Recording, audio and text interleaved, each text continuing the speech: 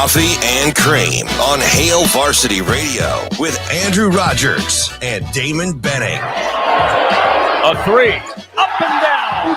Boom, Bowie with 9. Audige, the step back. There's his second from range. And that's the thing that he hasn't done over the last 5 games. Looking, working, driving inside. Hook is good. 2.7 to go. Put Schifino for the win. Off the rim. Northwestern. Abo from the corner hits it. What a second half Chibuzo Abo is having. Boy, he has. Give up one contested shot. And Stevens finishes that trivia hits. Can you believe that?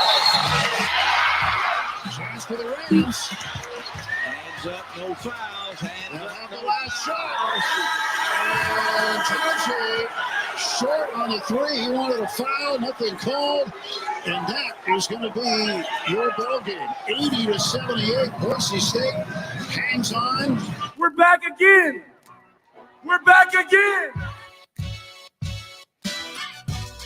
And we are back again here on Thursday. Coffee and Cream in the Morning on Hail Varsity Radio, powered by Currency, alongside Damon Benning, Andrew Rogers, and we are live from the H&H Chevrolet stage at Hail Varsity Club. Believe it or not, we are at Hail Varsity Club this morning. It's 18 degrees outside. There's heavy snow. I woke up this morning, walked down my stairs, looked outside, and said, this will be fun. Yeah. This will be really fun. You know it's crucial when it's like whatever time it is, it's in the 4s, and it looks like it's getting ready to be daylight. Do you know what that is? Mm-hmm. That would be the street light bouncing off the snow. You're like, oh boy. It's not the sun. Yeah, why is there light? Let there be light. That's what God said. Yeah, he also said let there be snow, and quite a bit of it. So this is one of those for all the it's not gonna snow and snowmageddon and get your 8 weeks worth of bread and milk. And why did they let school out? All that, blah blah blah. Yeah, blah, blah. they got this one right because it's kind of. And you know what? It's hectic out there already. To be in the Hall of Fame of weather, because it doesn't take much to be. Oh, it absolutely does. To be good, to be accurate in weather. Yes. Oh no, not in today's world. Oh, let's talk about just like they take some pride in it. I know. Well, they absolutely take some pride. I used to work with a lot of meteorologists. Yeah, I'm not saying that it does. It's not a tough job. I'm saying you could be right like 3 out of 10 times and go into the Hall of Fame for weather, just like you could for baseball. If you are 3 out of 10, if you're a 300 hitter, a lot of times you're in the Hall of Fame. Not a chance. Not for weather. It's what it seems like. It's what it seems like. Yeah. What happened? A month ago? What happened like 2 weeks to a month ago? Yeah, but everybody was wrong. It wasn't like everybody was wrong. How am I wrong in that? I am relaying what I hear. Because 3 out of 10 is low. Like it's way low. They're way better than that. They're way better than that. Okay. They just are. I'm not going to die on the hill, but it's like track. Right now they're 1 for 2. There's going to be some times where you're not right. And I think you're going to have to come to grips with that. I know you don't like that, but man, 3 out of 10 nobody's watching that channel. No one's watching. Not a gosh dang soul is watching if you're only right 3 out of 10 times.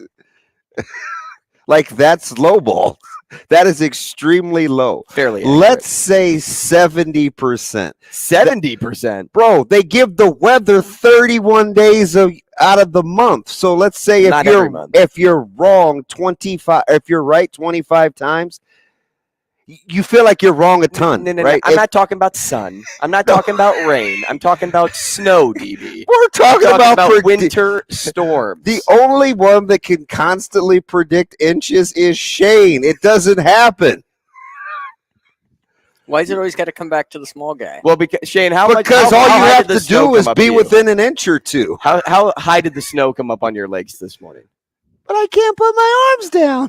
That's totally on me. No. I noticed he did park closer to the curb. It must be because he felt like the snow would give him cushion if he like put it in gear and it rolled forward. The snow's a little soft. He wouldn't be exposed to the Shane, concrete. Tell me this morning, You wake up. What time? What time did you wake up this morning? Guarantee he cussed. I get up at 4 o'clock. 4 o'clock. What time did you hit the road this morning? About 4:15. 4:15. I would have at least lied if I were you, man. How you get out of the house in 15 minutes? Did you brush? You comb your hair? I don't comb. You sleep in your clothes? No. How you get ready in 15 minutes? Nobody can do that. Zoe can't get ready in 15 minutes. Now, she's a little high maintenance, but. Yeah. Hey, that was this morning. What's it? Oh, yeah. I thought she wet her bed. I mean, yeah, just yelling her brain. Nobody's up. Mom! Well, I'm not yelling for mom in the morning. Hey, listen. It's 5:27. This little girl's losing her gourd. Okay? So I go in there. I'm like, I'm not starting any laundry. This little girl went to the bathroom before she went to bed. She looks dead at me. It's ridiculous. She has this little strobe light with stars. Her hair, she's got a great big full head of hair. She looks like a disgruntled lion. I can see her. She's got her arms over her Looks head. like Zero from Holes. And she said, I think it was a dream. I was like, wow. No, and I'm dead serious because I had just finished. I make those stupid drinks in the morning, and I'm like, stupid drinks for a stupid guy. I'm like, well, I know 30%. Okay, let's get that right. And it's weather sucks. I just wonder, like, if that's how it goes down. Like when I'm not around, do you just like yell your brains out for your mom? I mean, dude, she had like testosterone. It was bassy. The first two were a little subtle, and the dogs were outside jacking around. So I'm like, I closed the screen door, and I'm like, is this little girl yelling? Do I hear something? What is it? She didn't go to bed until like 9:40 last night, which is ridiculously late for her. Go to bed. 4 years old, right? Yes. Yeah. Go to bed. Ridiculous. She's an 8:30 girl. But no snow. Wanted to do something fun today. Go to bed. Hey, do you lose your dogs outside? No, but I did have to go out and kind of prompt Biggie to come back in.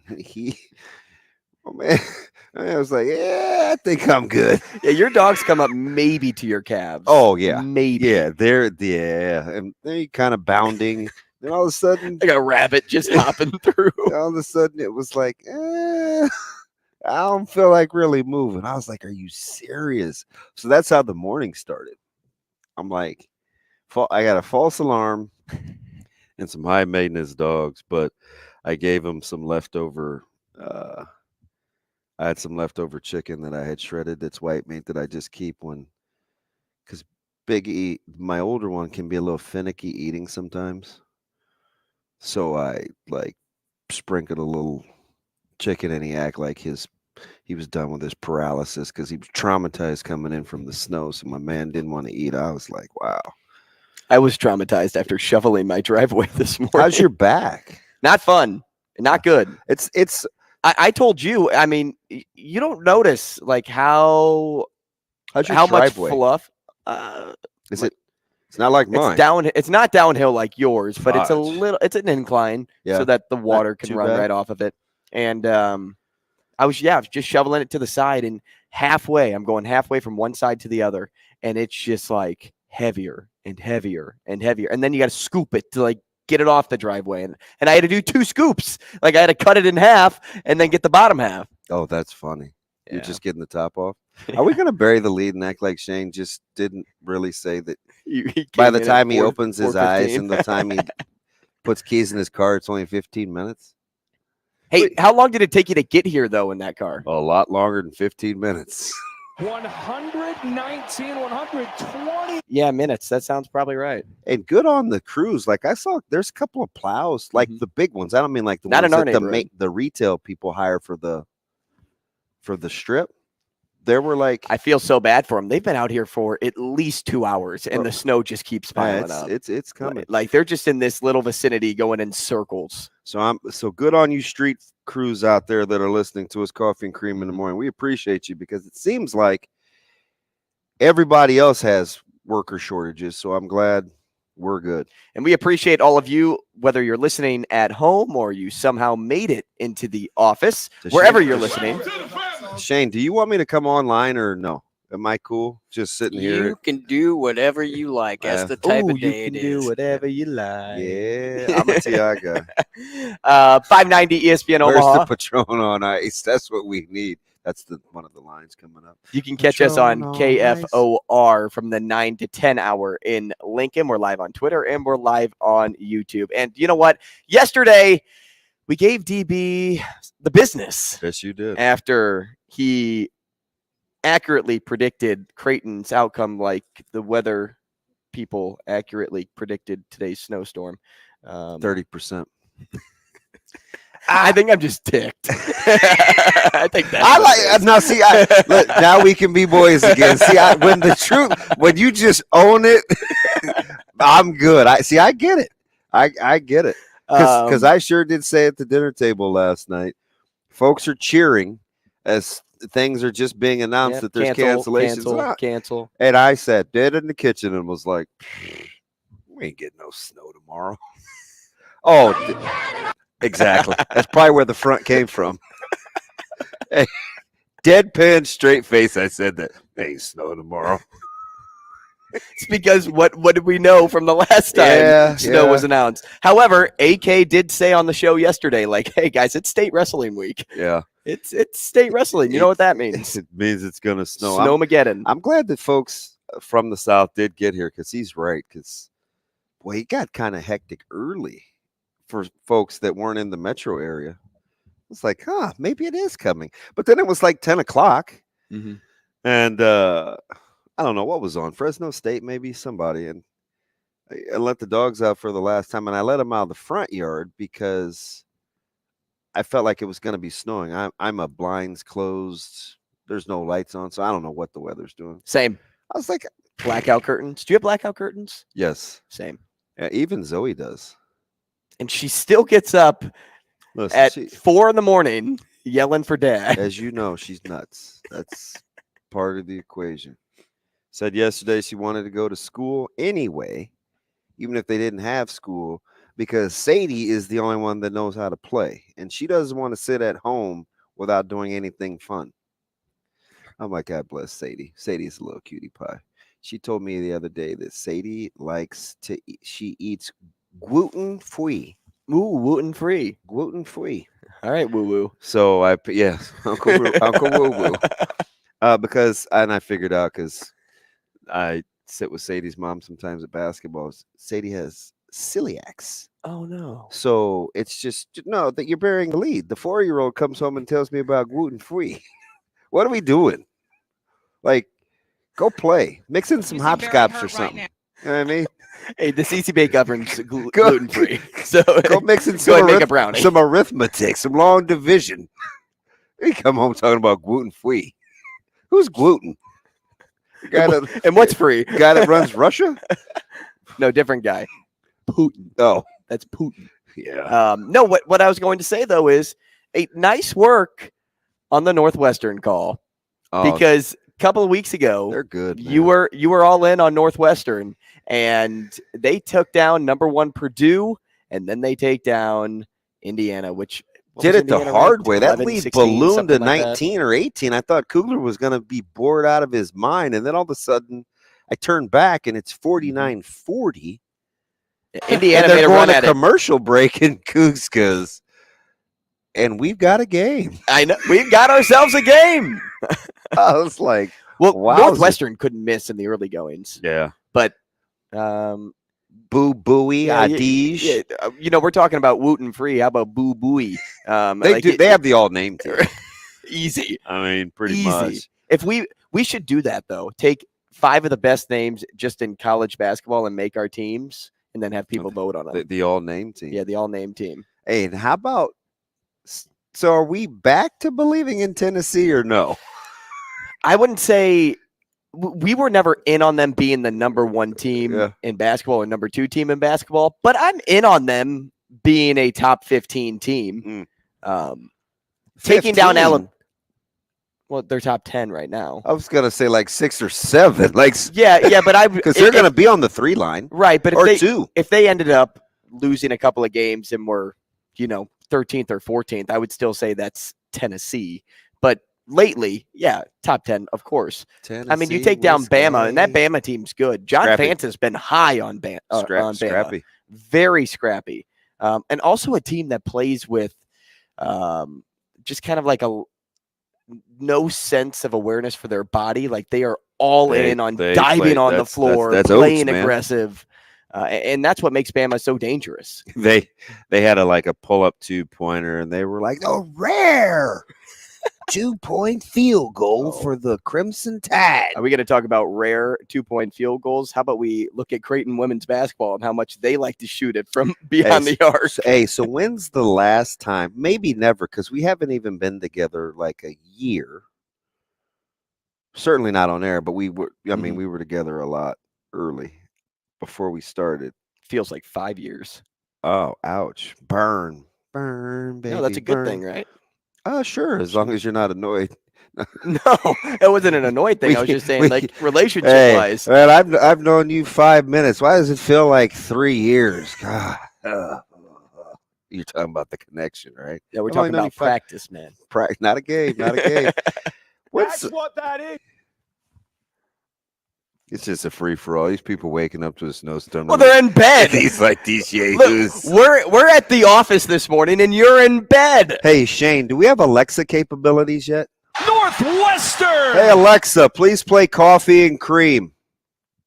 Searchy Coffee and Cream. Boop.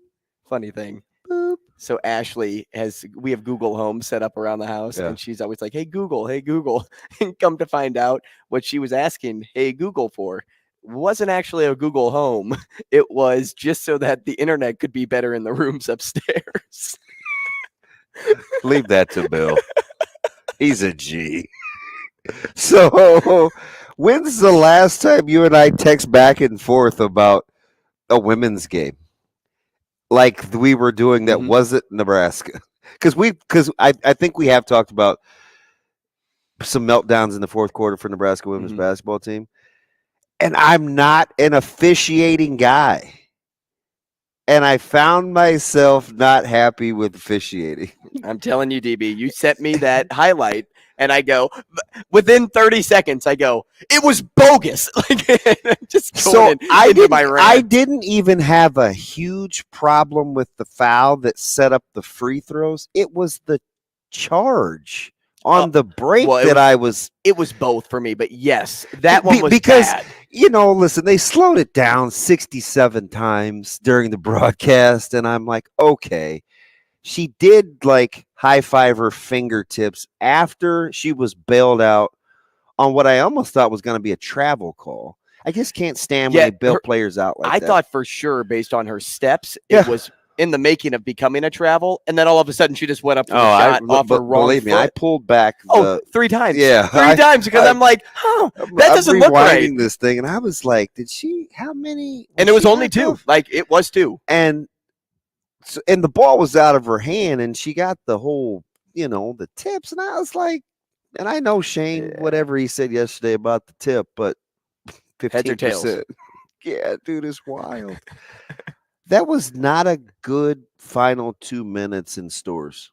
It wasn't. Final minute, really, is where you can compile all of that. And, there was what was the violation early when it was still in the 50s? And I was like, here we go. And the crowd was all in. And Creighton was unflappable. And Flan, Flan rolled his sleeves. I thought he was having a Bill Ranby Channel 7 moment with bad weather because he had the sweet shirt on, and and Flan is pretty chill, and he was gonna lose his everlasting mind. He got hot. They had a chance, and as he should, because like you said, we'll go back to that charge call. If you slow up and still hit the player, can't stand it. It's not a charge. If you run through the player, then okay. It is what it is. But the pass was made. Momentum was being slowed, but you can't just stop on a dime. And they had numbers. And there was 16 seconds? Yeah. That would have been huge. I'll take it. And there were some great finishes. How about Marquette? That was a good one. And you know what? I wanted to call it Sule Booms Xavier's chances at beating Marquette. Dude, because, man, was he poor in the final 2 minutes of play. And he's typically saucy. Oh, my gosh. He's kind of tinkling away his Big East Player of the Year chances. Hard to watch. He was hard to watch. I mean, he had the big stage against Creighton a couple weeks ago, and that wasn't great. Last night, a lot of panic when he had the ball. And he's smooth as Malanta, too. Right. Like, he's usually pretty chill with the rock, but those double teams, you would have thought, like, somebody was, like, a football linebacker was running at him because he just got, just throwing the ball away. Terry Tate. Oh, my goodness. Somebody at the Chiefs parade. Yeah. Oh, dude, so I'm still that's looking. a whole nother story. I'm looking at this weather, Drew. Now, what are our wrestling? So are they just going to post up at the CHI? I don't know. Should we talk to Brett? He's on line 1 here to talk about state wrestling. Well, let's talk. Okay, we could talk to Brett. I just trying to get a weather forecast. Maybe Brett knows something. Brett, good morning. What's up? Hey, good morning, Damon. I'm finally calling in with a ref story. So, little backstory, Andrew. I called in and Damon, I thought, was going to die laughing. Gary didn't believe me because of the wonderful, crazy people out here in western Nebraska. But you guys have been talking about officiating and the craziness thereof. And I actually ref basketball, and it's gotten bad enough. So, football, kind of a backstory on this. We had moms standing in the end zone swearing at 12-year-olds. We had coaches trying to fight during the middle of a 5th, 6th grade football game. And we had kids cleating each other because I guess that's what you do in western Nebraska when you're not. What's in the water out there in North Platte, Brett? No idea. And Andrew, I'm kind of just say this sarcastically, but I'm also the guy that decided to, give Damon a North Platte football hat the same day we decided to beat him. I'm just waiting for him to wear it. That's sweet. For him to wear it. He knows I'm a hat. If you get me one, I'll wear it on the show every day for you. But it is legit. Got the mesh back with the cool blue front. It's pretty sweet. Yeah. Your tailgate was legit too, Brett. He brought me some do you like those ribs? Oh yeah. Yeah. So it's funny. So I'm roughing a basketball game, and I try to look halfway decent, and I wear a long sleeve shirt to cover up my tattoos just because I at least want people to think I'm halfway respectful. And we're reffing this game, and this lady is like yelling at me. And I'm like, what in the heck is going on here? And about halfway through the first quarter, she's like, hey, open your eyes. And I almost get kicked out from officiating because I turned to her and I said, I'm kind of Asian. I'm doing the best I can. I'm sorry. Come to find out, she follows me into halftime. Oh, and she's an element to just chew me out.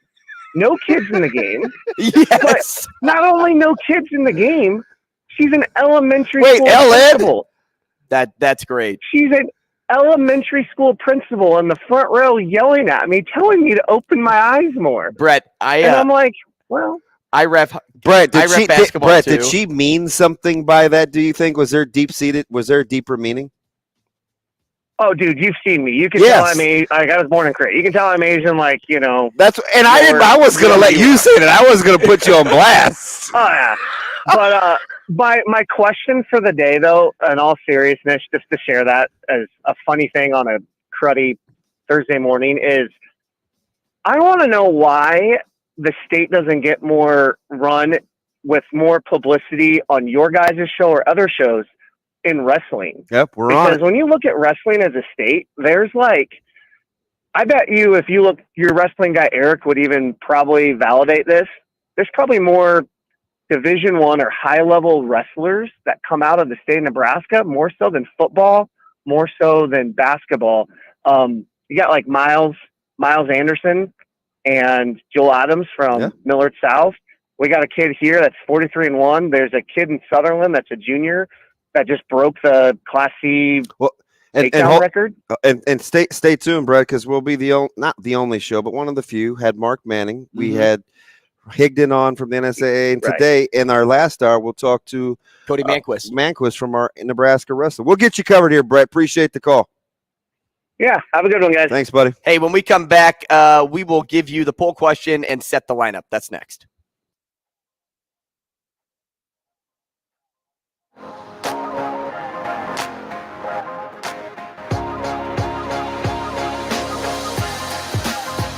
Rogers and Benning will be back in 4 minutes.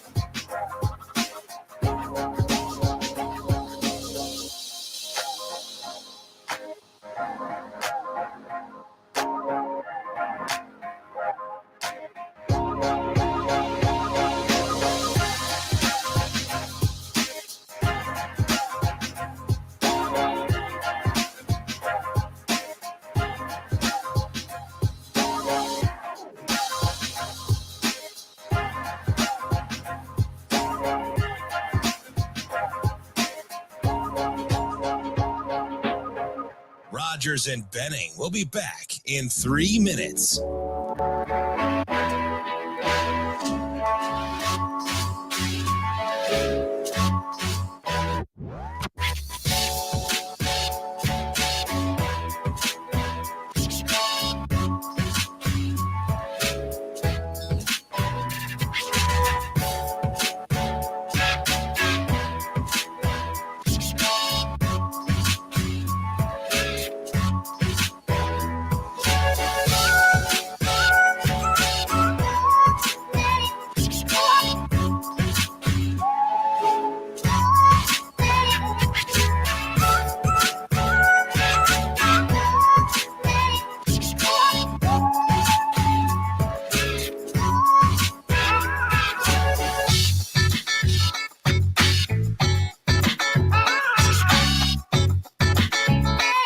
Rogers and Benning will be back in 2 minutes.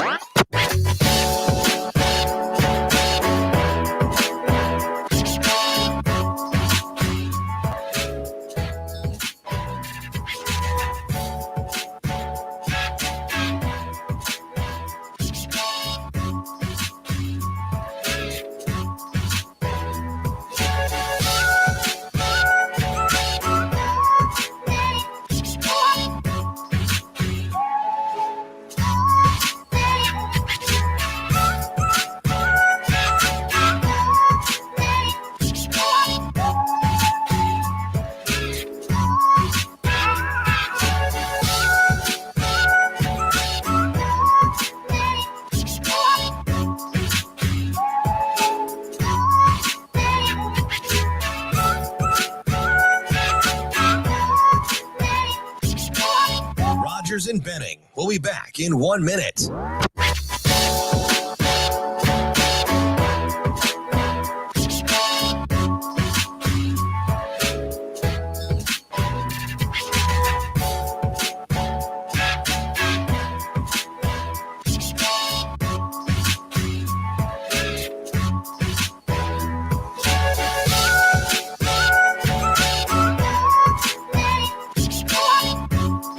Rogers and Benning will be back in 30 seconds.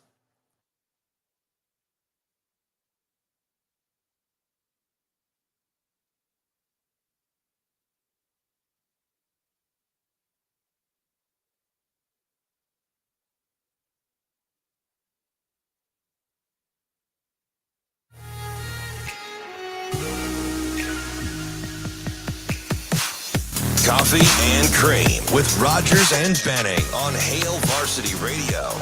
Get your ass behind the ball. Let's get it, baby. Let's get it. Let's get it. Love the moment, man. Hey, welcome back to the show, 888-638-4876. If you'd like to get involved, we just talked to Brett, but we want to hear from you too. If you have a story to share or if you have any questions you'd like to ask, 888-638-4876. Brett's a very humble winner because there's always a backstory, right? As you're figuring out with all these callers, right? So Brett and I met on air in my former life. We follow, we going back and forth on Twitter. And he was telling like these funny stories about his parents.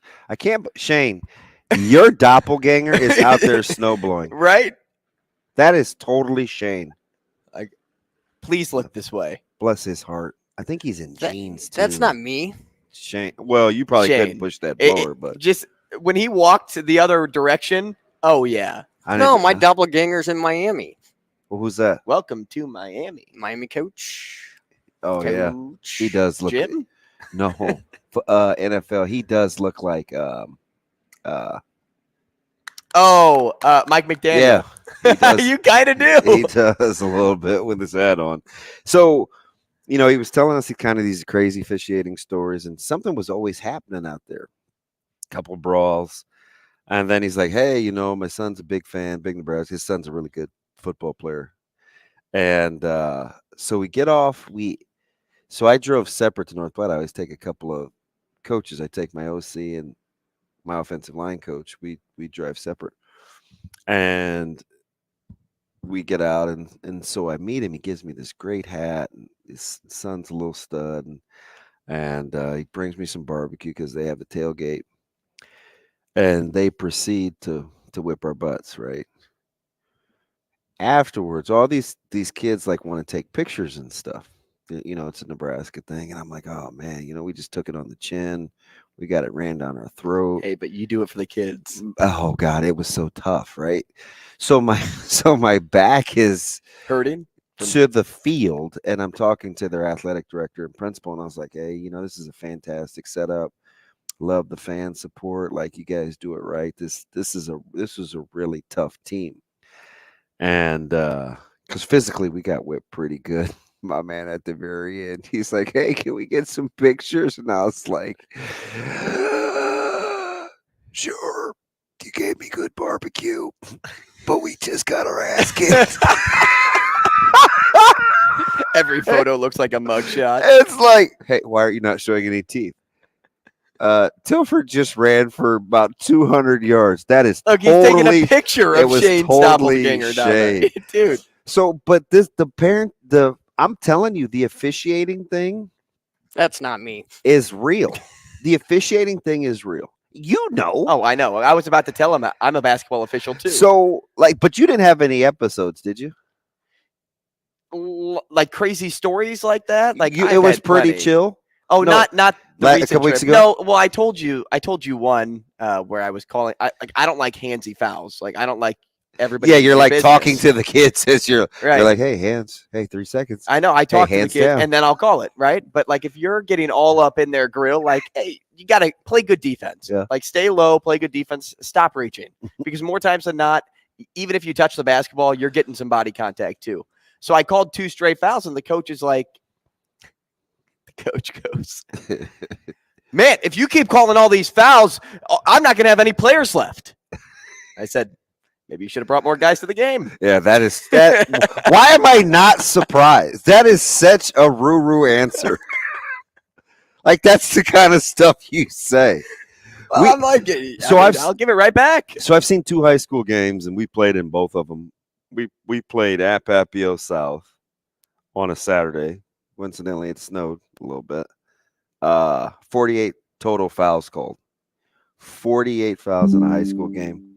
We played the other night against Millard West, and over 40 fouls called. Like that's, and I guess maybe we should stop fouling or Millard West or Papio South. And I'm like, fudge, is it a West Side thing? 40. So, in 2 games, you have almost 90 fouls. Were you okay with the foul calls? Or were you like, no, not particularly, but I didn't get into, there were 14 team fouls with 3:44 to go in the second quarter. So I knew it was going to be a long. Okay. Yeah. I knew we were on pace for, I looked at one of our coaches next to us and I go, boy, that is 3:44 to go, and we're going to be in the double bonus. We're going to be here a while. So it's like 7:15 game. You're done at like 8:50, but I mean, it is what I do think, kind of like last night, which was what made me mad about the Craig UConn game, is all I could think about is two things. Number one, test the waters early and see what the vibe is. Because I think you can kind of get a vibe on how games are going to be officiated by how it's called early. Which brings me to point number two. Why do I hate when people say at blank juncture in the game, you cannot call blank? I'm like, I still am mortified that Greg Olsen said that during the broadcast because I do like him, so I protect him. It's like, unicorns and every other. He was on the point where he could say whatever he wanted because he just went from 10 mil to 3 mil. He's just salty now. He's like, I'm going to say whatever I want. So it's like, yeah, you can't do that because when you do stuff like that, that's the stuff that not only drives fans crazy, but it sets officials up for failure because that's not how they think. And I'm sure most of those guys and gals don't want decisions being made on their whistle in whatever crux of the game, but they're not going to not call it because of where it is in the game. You just don't want to put that kind of pressure on people. Like just that's why you play the game, right? Just if it's a foul, if it's a foul. If it's not, it's not. And the juncture, when you start getting into that talk, you further fuel fans to be upset when things don't go their way. Yeah, the only thing that you can dive into with fouls is, was it a hard foul or was it a soft foul? You can talk about it, but what did I say in both of those words or both of those statements right there? Foul. I said foul. Yeah. No matter what, it's a foul. Whether the ref thinks whether you think it's a soft foul or a hard foul, the ref called it a foul. Foul. And listen, I mean, I'm desensitized, because I know who my kid is and I know how he plays. So, and he's been like that his whole life. So I give a little bit more grace to officiating just because I know he makes some plays defensively you're probably not used to seeing, but he does defend a certain way. And he's got to understand that going in. You watched it on Maniquit from Real Salt Lake. Guy's got high major offers, but that's how he defends. So, and plus, I'm stuck between a rock and a hard spot because a lot of these guys we're probably not hanging out going to get lunch. Although a couple of guys, like one of my buddies, like, shoot, I took down a Lincoln to a practice. Now he officiates, so he could get to practice on his own. But so I feel like I don't want to not defend my guys, but sometimes it's just bad. But either way, it doesn't keep me up at night. Right. You know what I mean? Like, I'm good either way. Like, we'll figure it out. It's fine. We'll talk to Brandon Vogel at 7:45. He's coming up next in our first hour here on Coffee and Cream. We'll get into some Nebraska football talk, whether that is in regards to the Matt Rhule method that was broken down in detail by Evan Bland yesterday from the Omaha World Herald, cutting down on walk-ons. And, we kind of talked about it a little bit too, how the transfer portal can affect the 2024 recruiting class. We'll talk Sports Six-Pack at 8:30. That is presented by Zipline Brewing. Brian Edwards and Michael Bruntz back-to-back at 8:45 and 9 o'clock. And then at 9:30, we haven't gotten into this as much, and DB even made comment about it this morning. We're going to talk about the movement in the NFL. Yeah, and wow. The coaching changes and the lack thereof and the free agents that are alive, maybe even a little mock draft. There's so much still to talk about in the NFL, even though it's not in season. I almost guarantee you we're not going to agree. Because there's some things that are really under my skin that I'm over. I'm just over it, Rhule. And then we'll talk to Cody Mainquist. Coffee and cream, coffee and cream, Nebraska coffee and cream. Wrestle. Coffee and cream. And EWrestle, I should say. At 9:45. Hey, our poll question of the day. Are you in favor of or against betting on Husker home football games and other in-state? Why are you dragging my guy into this? By Nebraska college and university teams when it becomes available in state. We'll talk about that maybe a little bit with Brandon Vogel or right at the top of the 8 o'clock hour. But you can vote at Varsity Radio. Brandon Vogel up next.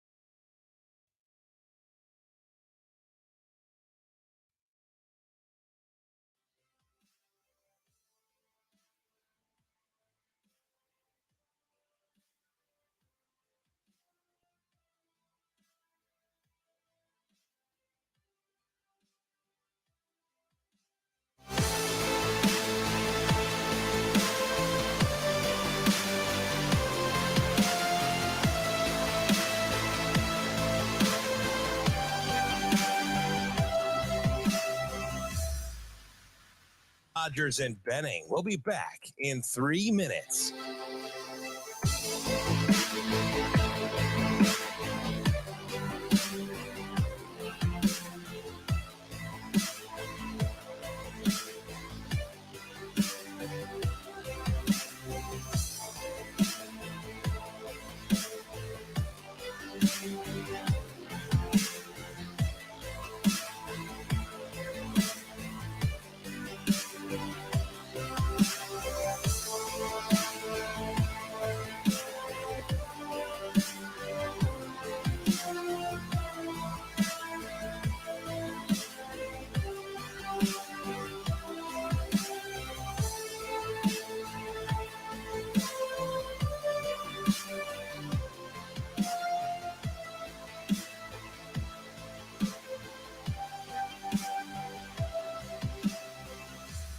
Rogers and Benning will be back in 2 minutes.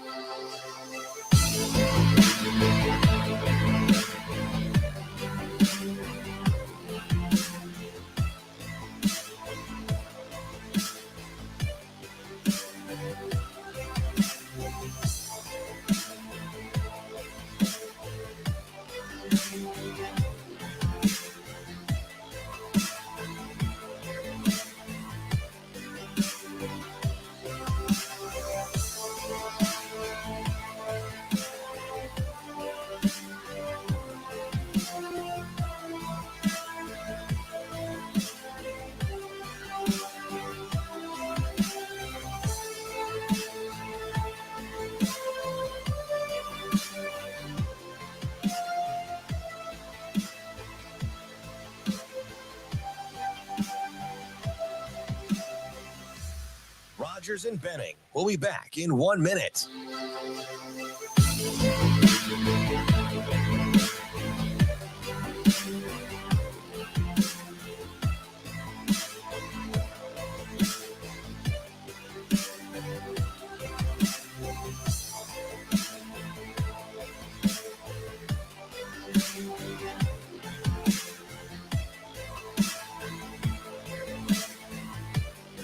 Rogers and Benning will be back in 30 seconds.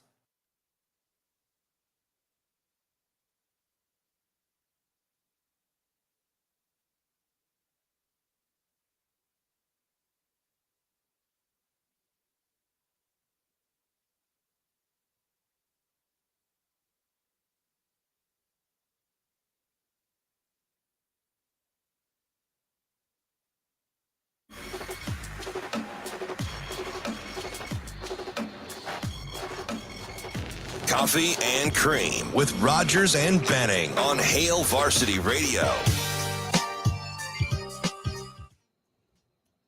Oh, DB, you're going to have some fun with this. We just got a message in on Twitter.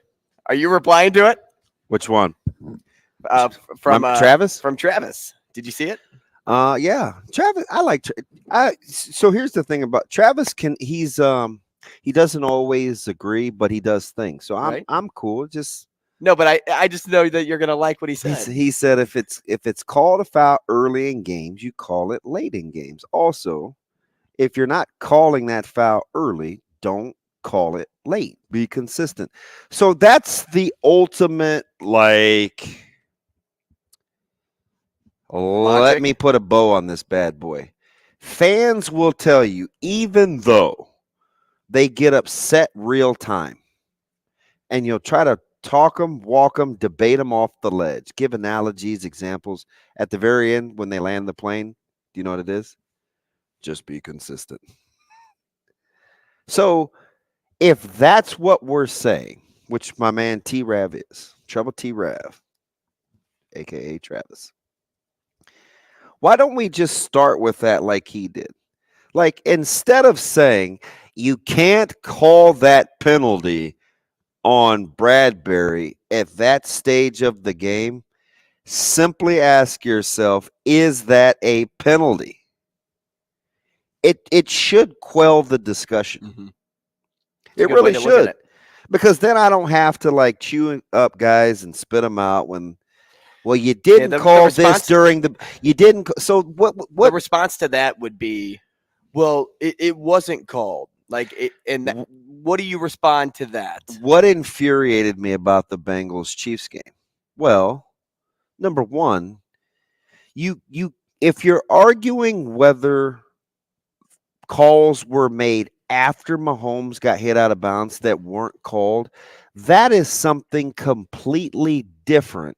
That's consistency. That you're talking about consistency. You're not saying that Mahomes' play out of bounds was not a penalty, because it clearly was. So when you can see things like that and you know it's a penalty, don't be one of those people that worries about when it happens in a game. Mm-hmm. Because you're not going to, at the end of the day, I don't care if you played or not, I don't care who it is, you're not going to win that argument. Right? Because then you get into, well, you called a holding here, you didn't call it here. Do you want holding called on every play? Well, they call holding on every play. Oh my gosh, Mixon ran out of bounds and they didn't call a late hit. And all I could think of in my head was, where were you guys during the Miami-Buffalo game when a quarterback gets hit going out of bounds and on the broadcast they say he gave himself up, we get no call? Like, Cincinnati is more than for real. Don't go into that back and forth. Look at what you see and then see if that's a penalty or not. You're never gonna land at a consensus if you're worried about what they called when and when they didn't call it. Just simply say what Travis said. We want consistency. Because if you say it at the end after you've been worn down on a Twitter argument or social media or with your buddies at the bar or your girlfriends at the ice house, like, it weakens the argument. It's like the guy that moves the goalposts. Right. If you want consistency, say I want consistency. Don't say that wasn't defensive holding on Bradbury. Because it was. And there are a lot better angles out there and I can't believe they fell victim to it. They show you the still from behind of a guy with his hand on his back, so you think it's innocuous. Right. It's weird, but guess what? That's not the same vantage point that the officials have. Yeah, consistency is huge. I mean, it goes back to what I was saying. Just say that, and I'm cool with it. It was what I said in my last point. Like, I called in basketball, if you're up on somebody and you're reaching and you're creating contact way away from the hoop, I call it every time, and I do that from the start of the game. By the third quarter, you can see that they're now starting to play the style of basketball that I officiate. Yeah. And it's not like I'm trying to be, egotistical by saying something like, oh, yeah, like I'm the guy. I'm the man. You're Hightower. Yeah, I'm not trying to be arrogant by saying anything, but, it all comes back to consistency. Aside from that, I did mention our poll question today. Oh, wait. It's Brandon Vogel time. Brandon Vogel's been just waiting for us. Why didn't we? Oh, that is so sad. That is on me, B-Vogues. I apologize for that, man. Shame. Voice. What do we have a producer for? I always forget through StreamYard to check, and I even teased you up. What do we have a producer for? A whole new thing. I think it's the snow, man. I'm so sorry. Shane, are you still mad that you're out here snow blowing at the same time you got to do the show? No, I'm always happy when Brandon's here. Well, then say, hey, we got Brandon. I did that. You guys weren't listening. He's such a Tim I Johnson. don't think he said anything. Folks, we apologize. Yeah, my bad, man. No worries. I knew you guys were in for it. So the snow reasoning makes sense to me because when they come into the local Tennessee news, be like, "Man, Nebraska's really getting it today." I knew it was serious. You knew it was bad. This could be record breaking. No, I don't even know. I just said that. What month are we in? No, I don't think we'll break a record today. There's probably been some snows in February that have been pretty significant. Hey, Vogel, let's take advantage of you while we can because, we wasted 4 minutes. Yeah, I lackadaisically kept moving through talking points. I guess we. But, let's start with this because we saw some movement on the Nebraska roster yesterday. Anthony leaving, Brown leaving. Brown being kind of more of the surprise, I would say, just because Anthony was that 6-year. But do you think the deep wide receiving room had anything to do with the news we saw from Alante yesterday? Yeah, I don't honestly know what to make of that one yet. It's one that surprised me some too. Clearly when Mickey Joseph showed up, Alante was somebody who really resonated with what he was looking for from that group and was a guy who'd kind of steadily made gains. I would describe his kind of career to this point as patient, for lack of a better term. And I don't think, without knowing, what all is going into his decision to be away from the team at the moment, I don't want to imply it's impatient now, but that's why it surprised me.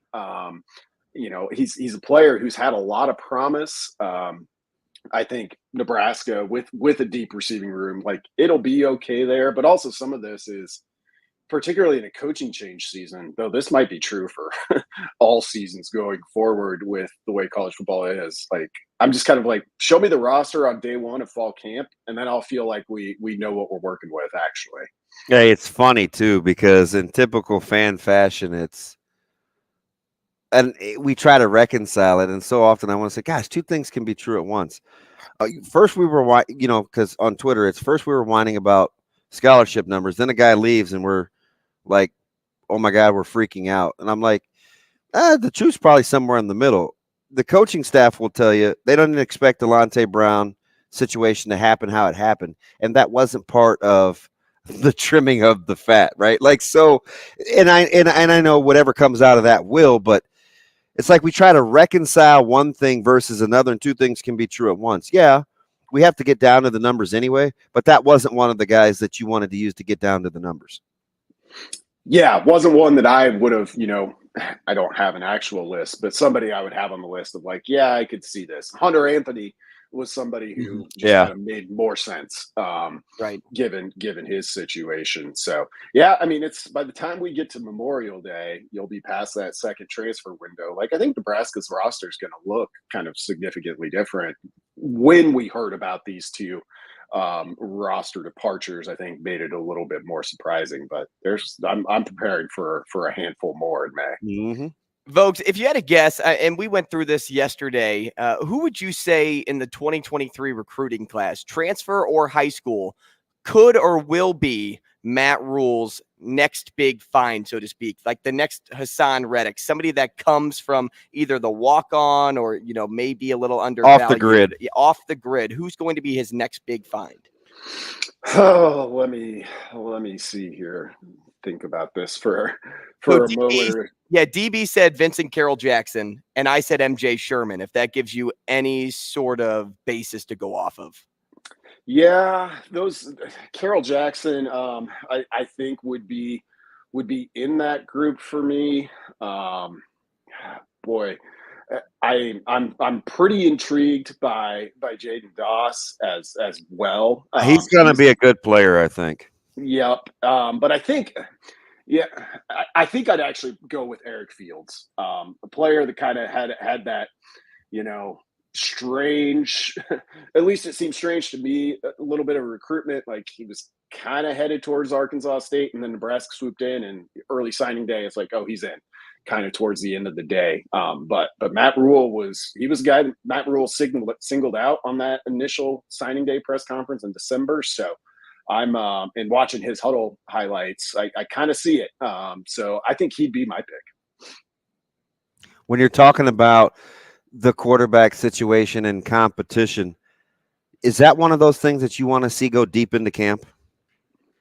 Yeah, I think so. I think it's going to have to a little bit with Thompson and Smothers both being a little bit limited. We've heard a little bit from Rhule about his relationship with Sims, and Sims is in a pretty good spot to display what he can do right away in spring. But given the amount of football Casey Thompson has played in particular, like I think this is something that goes in the fall camp, and maybe if you're 2, 3, 4 years into a new coaching tenure, I would be a little bit hesitant about taking it that deep, but I'm not in year one. Vogel, we appreciate your time. Again, our apologies for the short segment here, but we'll talk again next week, and I promise it will be for a full 15 minutes. We'll be on time without yapping, B. All right, guys, stay safe. Thanks, Vogel. That's Brandon Vogel, managing editor for Hail Varsity. Toss him a follow on Twitter at Brandon L. Vogel. Coming up, we'll keep talking Nebraska football next. Rogers and Benning will be back in 4 minutes.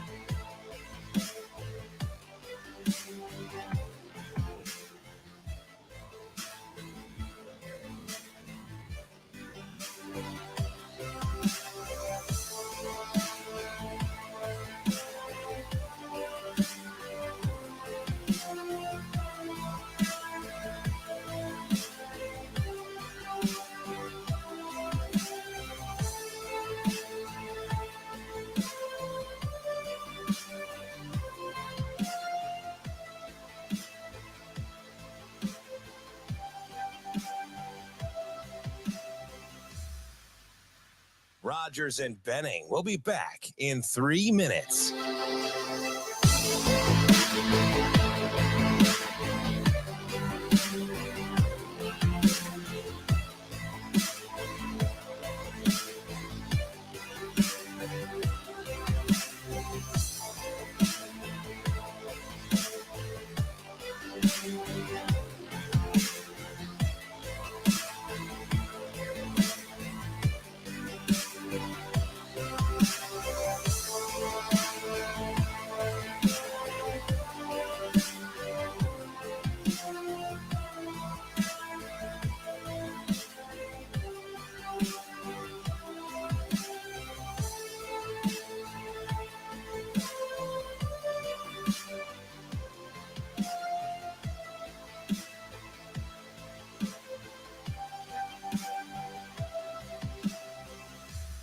Rogers and Benning will be back in 2 minutes.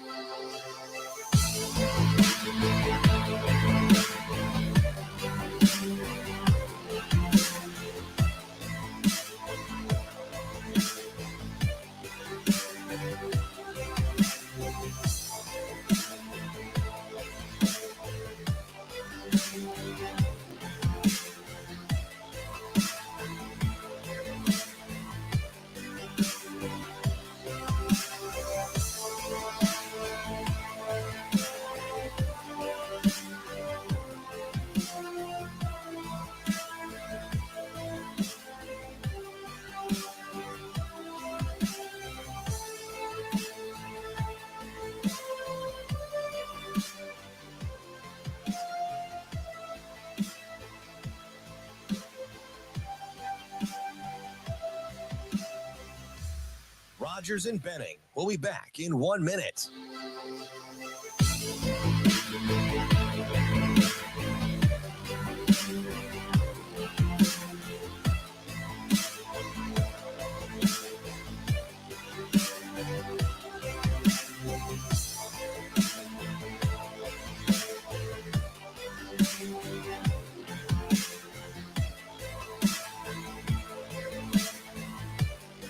Rogers and Benning will be back in 30 seconds.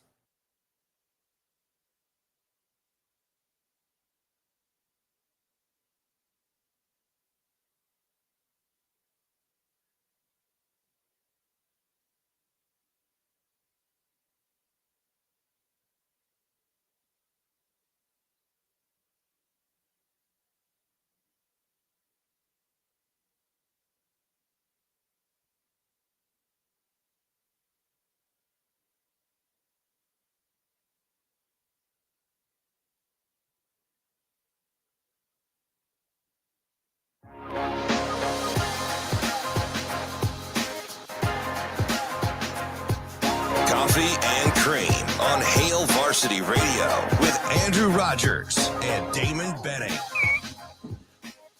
Hey, welcome back to the show. Top of the hour here on Coffee and Cream in the Morning on Hail Varsity Radio, powered by Currency. Damon Benning, Andrew Rogers. Do we have a guest? Are we good? Can we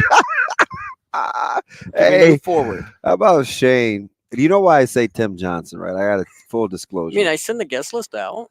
I don't look. See, so he absolves himself of responsibility. He managing the show is not in his job description. No, Sending the lineup is. Why manage the show? But it is a little harder when you get him in the stream, and I know you guys don't necessarily see that. So I will work harder at my job and do better and get up earlier and Shane, get to work earlier. Shane, if you were here, less prep time between the time where I get up and leave the house. Shane, if you were here at 3:30, this wouldn't have happened. Yeah.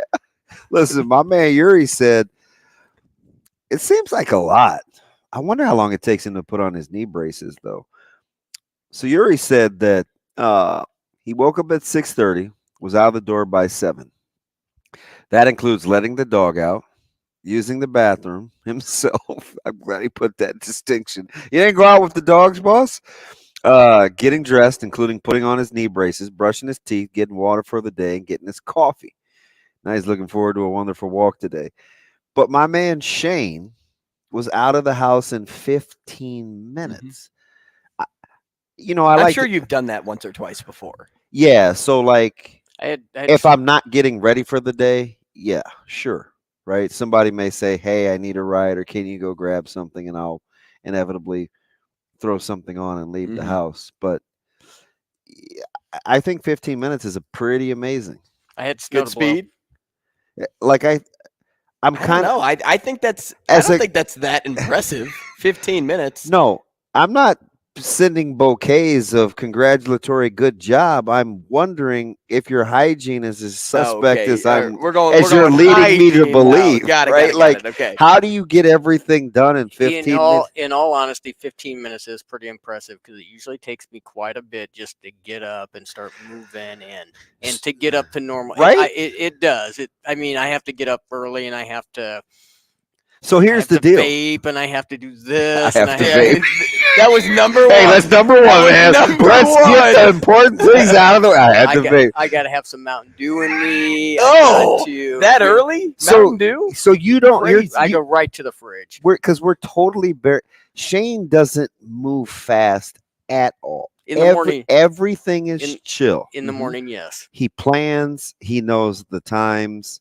Hey, at such and such a time, I'm gonna do this. This is when I need my vape break. This is when I need to collect my thoughts. I just don't see you being rushed, right? You're not a guy that I'm a fan of it. Yeah, Shane, you could never commit a crime. So I could.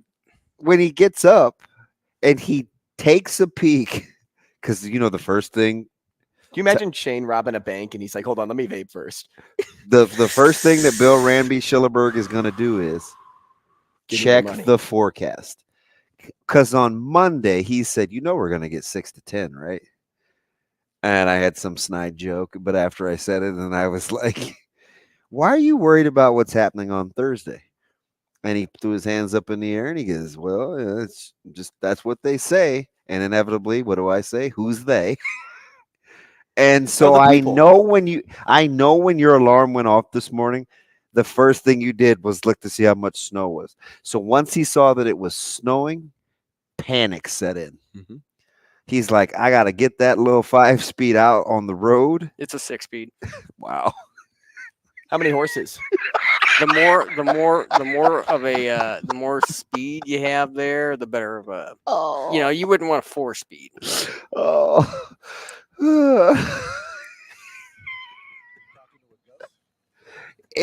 He's like a cartoon character. He is. I live in a sitcom. I said that to you yesterday. Not yesterday. I love you, man. That's why I'm always gonna. You always got to be where I am. I can't be without you. He is our George Costanza. I gotta have him, man. Me neither. At 4:43, I did not. I couldn't see anything driving in here. It was all over the road. Shane drives fast. Do you ever have a list, either of you guys? Do you ever have a list of things, like a checklist of like, hey, I got to do this, this, this, and this to accomplish something, whether it's leaving in the morning or just something throughout your day? Do you ever like make like a so-called list, like, hey, I do this first, which will lead to this, which will lead to this, anything like that? I typically do it in my head. I got it from my dad. I'm not same way I don't do speeches. I'm not a list guy, but I do in my head track sequence based on where I'm driving. Like, I'm the guy that's notorious for saying, I don't want to have to double back. I'll do it this time, this way. Even when I grocery shop, I go in order. Just like, and I know full well there's aisles where I'm not getting something. But because I don't make a list, I want to make sure that it's triggered by my thought process. So I'll take every aisle. I'm not a list guy. Shane, do you make like a list, whether it's in your head, on paper? Depends upon what it's for. We go into the grocery store, I put it on paper, on the phone, and then, for work, it's kind of in my head. So let's do this. Matt Rhule has methods, right? To the madness. He always has methods to the madness. And, as I was reading an article on the Omaha World Herald yesterday, it was written by Evan Bland, a good piece. Yeah, well, it was. I told you, this is full disclosure. We probably shouldn't just talk about this openly on air, but I still think we need to make him a regular guest. I said that, and I know you were kind of busy, but Shane, we need to probably work Evan in. He's way smart. I like him, but I don't know if that translates to radio, but I think he's fantastic. So here's what Matt Rhule's doing right now. He's witnessing things from his office. Thank you for your THOTSs. So what he's witnessing is strength and conditioning. And it starts like this. The participants move the weights. Then they respond at full effort to verbal commands while in the weight room. This is what he notices from his window. Players endure the shared adversity, and then the entire group is required to start over if one man makes a mistake. Like, those were words that Bland used in his piece after talking about Rhule, just kind of overlooking things from where he can at this point. But rearrange those for me. Hey, for do that again. Rearrange those. Okay, ready? I'm gonna do this slow so Shane can follow along. Oh, Lord. Participants, response, endure, proceed. Participants, response, endure, proceed. Prep. Matt Rhule, in more ways than not, is always prepping. I get it. It's pretty clever. I took away that from what the bulk of his thoughts were. I see you. Compiled in that interview with Bland. Yeah, it's funny you say that, because you just in words encapsulated kind of what I've been thinking this whole time. I can't give too much. So, how do I say this? So there's schedules that come out in March when folks can start getting back on campus, right? So, you saw some, Sean Callahan, Bruntz, Christopherson, Schaaf, Munson, those guys start coming out with visitor lists. Okay. So I happen to live with somebody in my house that is a little I'd say naive to the process, right? Because I still think he's one of those people that it's so based on relationships and being relational. And unfortunately, he gets it from me. He doesn't want to infringe, so he's never going to invite himself. He's going to kind of lay in the cut. He's going to watch first. So he asked me yesterday. He said all these recruiting analysts from around wherever are asking me about all these different dates. He goes, "How do they know more than I do?" This is a real story. And I said, "Oh, it's their job. They talk with coaches. They know the deals." And he goes, "So am I supposed to?" It's a real question. So am I supposed to wait to be invited, or what do I do? Like, I think you should get an invite, right? You don't just want to show up.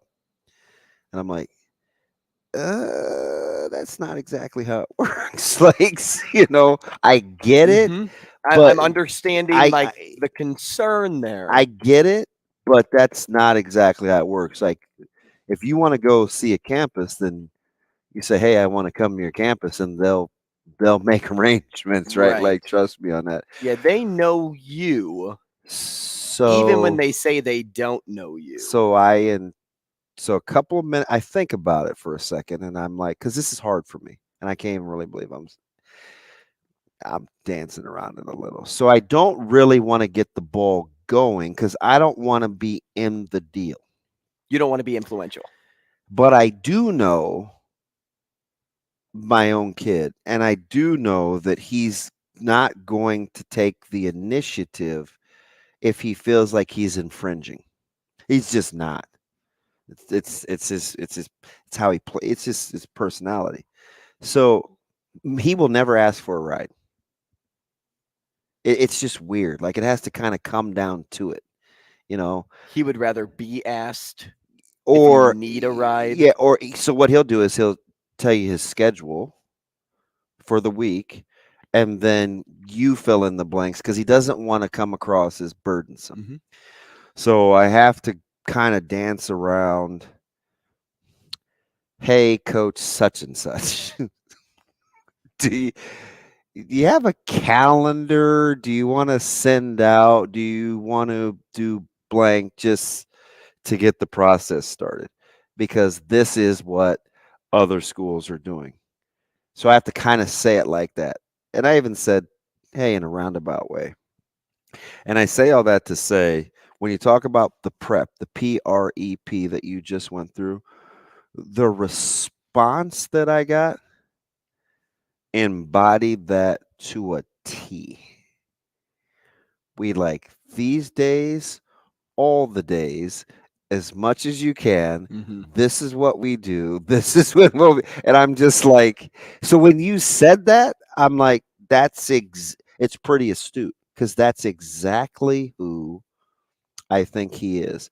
And I go all the way back when you say prep to leaving to my man when he said, I don't like to leave much to chance. And when T-Mac said he's just implementing his system, he's done it before. He has done it. And there's something to be said for been there, done that. He's done it before. Even when he's assessing talent, he has comps and visuals that he can compare it to, which is what we were joking about in week 2 of him even being here, how he was already comping all those guys at the junior days because he has film in his head. He has tape in his head because he's done it before. And he's always watching tape too. He's doing that right now. I mean, the Blaze Gunnarsson, AJ Rollins thing. Dude, that's what I'm about to say right here. So Matt Rhule watched back every Nebraska game and practice. He's wild from 2022, spring, fall camp, and in season, as well as every off-season workout that was filmed. That's what he's been doing. He's familiarizing himself with everybody. But this is who he can't wait to see pad up. What 2 names that you just said? Blaze Gunnarsson for one. 5 tackles in that reserve role on defense last year, and that was across 12 games. AJ Rollins, tight end, 30 offensive snaps last season. And then my favorite, that he mentioned at the end is none other than Gabe Ervin Jr., who is one of the most explosive players on the team. That is what Rhule said. Guess who doesn't need a babysitter? Gabe Ervin. And I've said this before. The reason I like Gabe Ervin is I think he has all the potential in the world to be great. He was a starter as a true freshman for a reason. He got hurt. It takes a tough, mature individual to go through rehab, especially a freshman in freshman season, and then to come back and want to win that spot again and know that you can. But he's also the type of guy that is okay with the role that he was put in last season, and he's still going to fight for that number one spot. Spot on again. And I was telling some stories about some initial visits on campus, and Nebraska put together a player panel, and Gabe Ervin was hurt. And Gabe Ervin was still on the player panel to meet with prospective players to talk about experiences at the University of Nebraska, which lets me know that even the staff then felt like this is a guy that can represent us because we like what he's about. I told a couple of other stories over spring break last year. Some guys kind of took a couple of days. Gabe Ervin is cranking out video of him rehabbing and doing more strength and conditioning on the knee and looking really, really explosive. I get it. Self-starter, highly motivated, doesn't need a babysitter. That's always going to be a guy that Coach Rhule gravitates towards. But how about him referencing my guy, A.J. Rollins? And I like Blaise Gunnerson, too.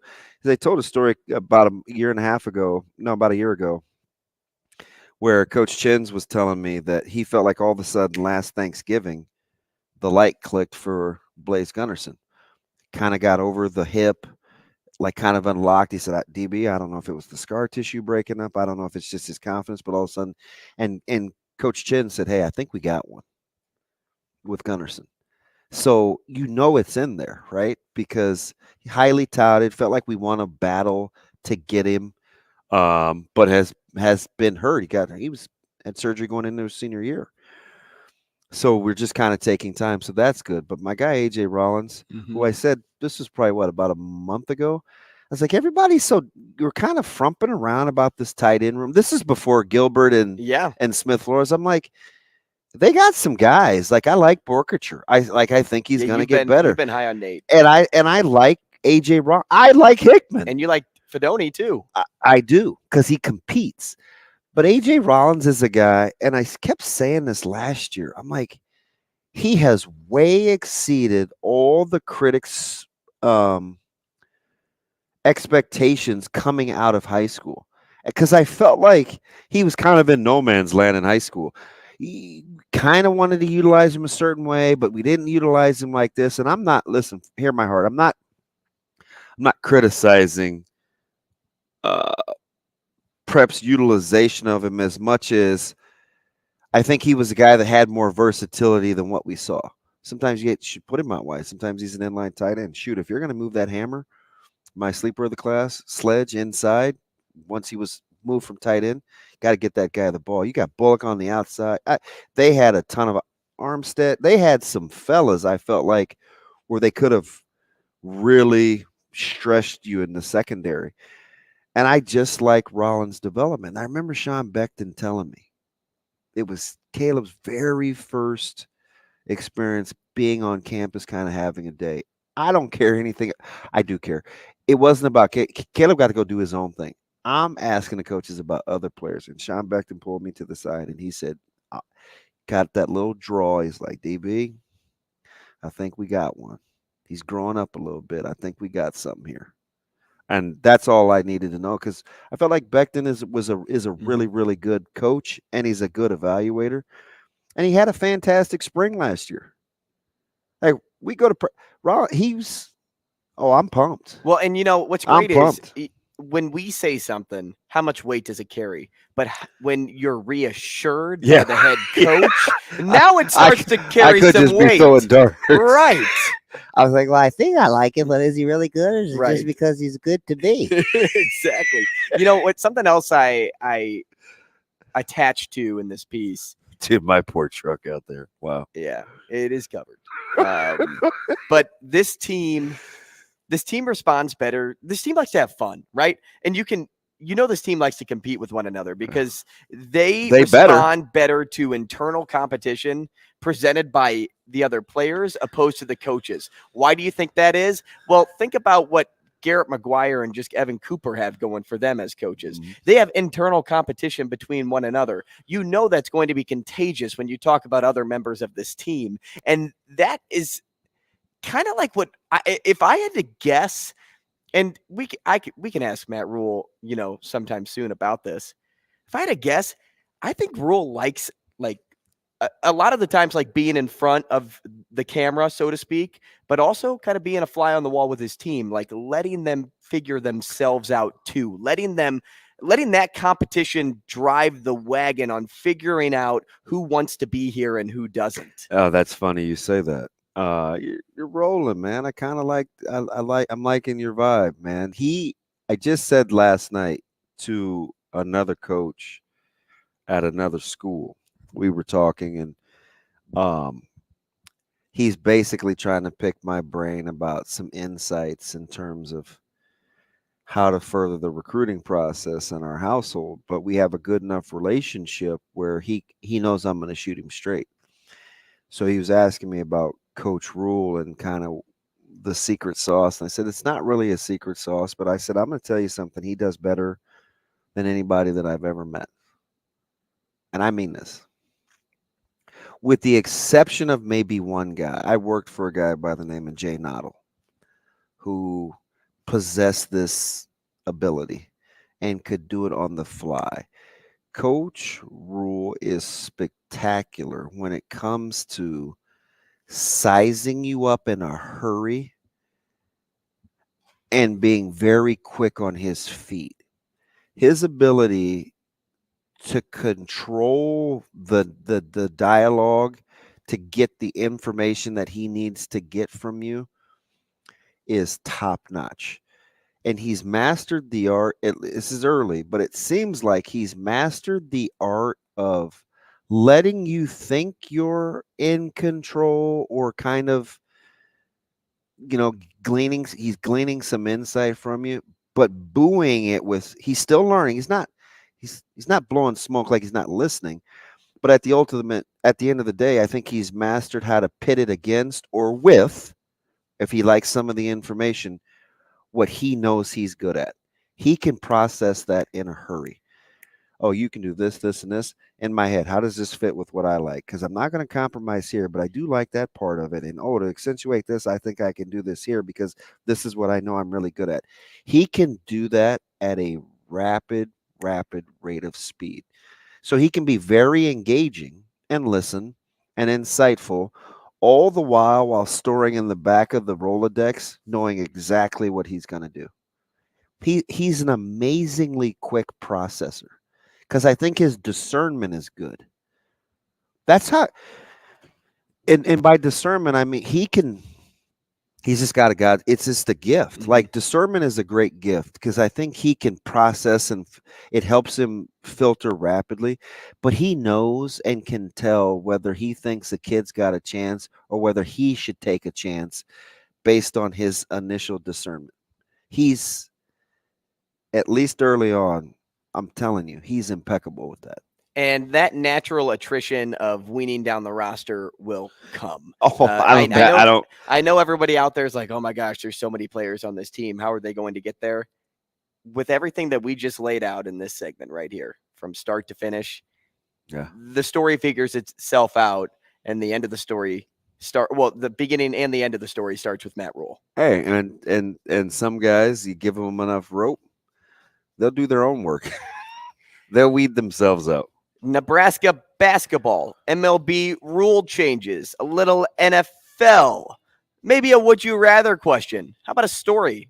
All that coming your way in the Sports Six Pack. Your questions, we have them. It's presented by Zipline Brewing. Stick around. You'll hear Shane's voice again. We all know you love hearing Shane. Sports Six Pack. Next. No. Clear.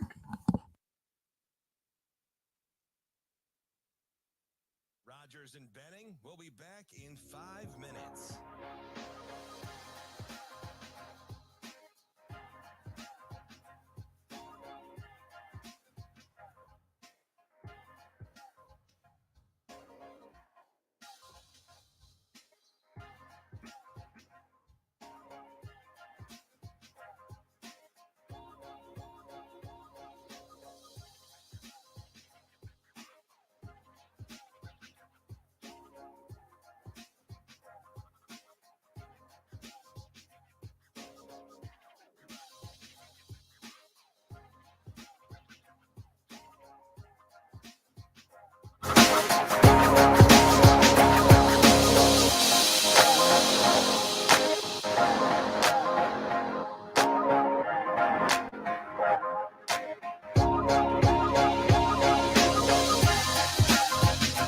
Rogers and Benning will be back in 4 minutes.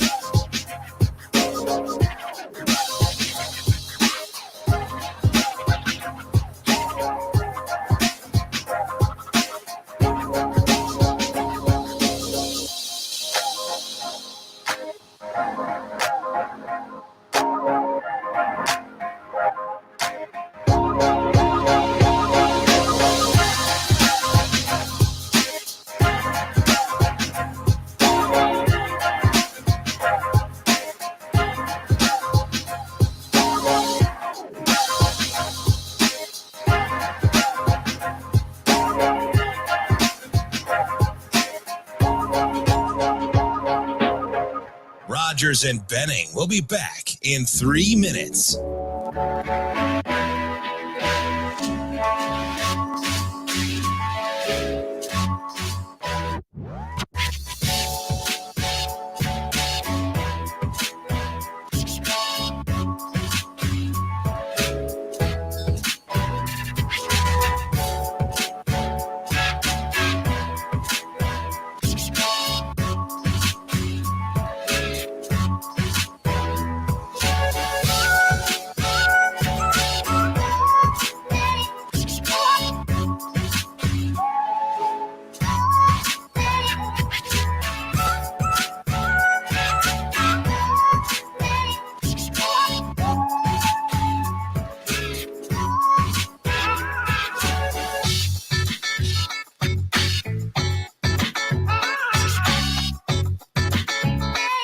Rogers and Benning will be back in 2 minutes.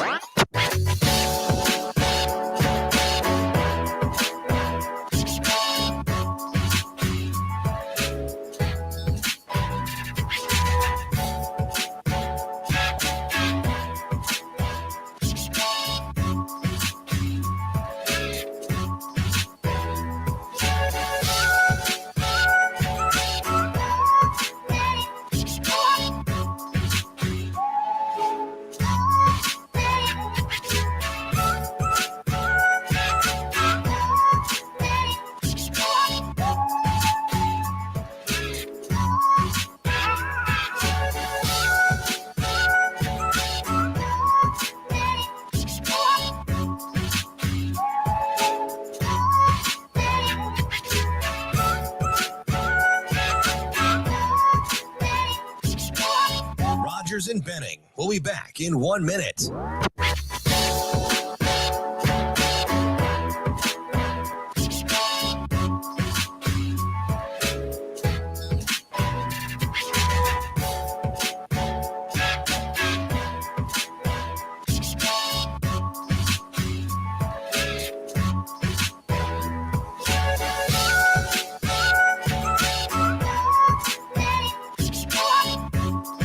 Rogers and Benning will be back in 30 seconds.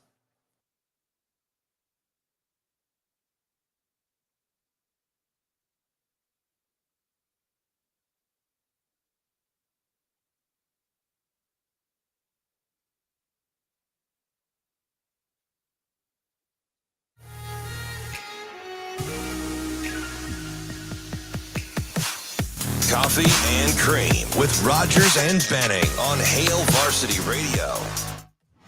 Time now for the Sports Six-Pack on Coffee and Cream with Andrew Rogers and Damon Benning. Presented by Zipline Brewing Company, makers of Dear Old Nebraska Brew, the official beer of Nebraska alumni.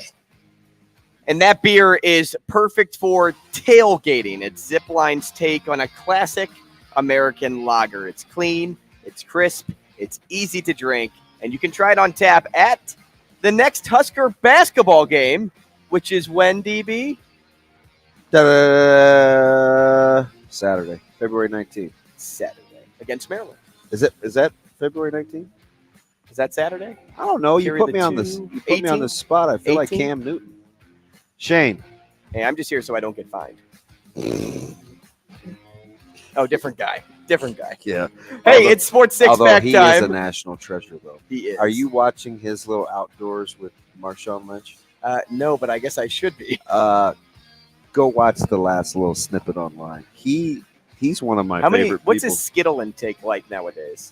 I don't know. But he's like one of my favorite people. It's the Sports Six Saturday's Pack the 18th. presented by Zipline Brewing. Thankful to have those of you on TikTok joining us now for this segment. We're also on 590 ESPN Omaha. We are on K4 in about 30 minutes, KFOR. I say K4. I don't think I should. I think it's just KFOR up in Lincoln. And how does that work? Live on YouTube, live on Twitter. In regards to like, is that you shouldn't say that? I don't know. It's not my jam. I'm just taking a guess. Wait, I was told to say KFOR and not K4, so I'm assuming that's why. Oh, because I think you could get confused with the letter Right. versus letters versus the numbers. Correct. Shane, kick us off. Question number 1. Will Nebraska basketball win 2 or more games by the end of the regular season? Regular. Regular. What? Regular. Like Regulars mount up. I think they have at least one more in them. It's not the question, Drew Down. Well, it's kind of the answer to the question. I would say. Shane, what was the question again? Andrew seems to be confused. No. Will Nebraska win 2 or more? So if I say they have at least one more, that would be. I'm waiting for you to land the freaking plane. I know you're going to explain I haven't been in the air very long. And rationalize it. Very long. I haven't been. I don't even know if I took off. Yes, they'll win 2. What games are they winning?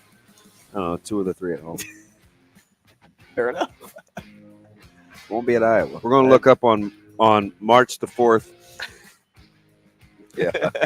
I assume that's where all this was going. Whoever sent that question in probably wanted that. Sorry. I think they have Minnesota. On March the 4th, I'll be in Minnesota.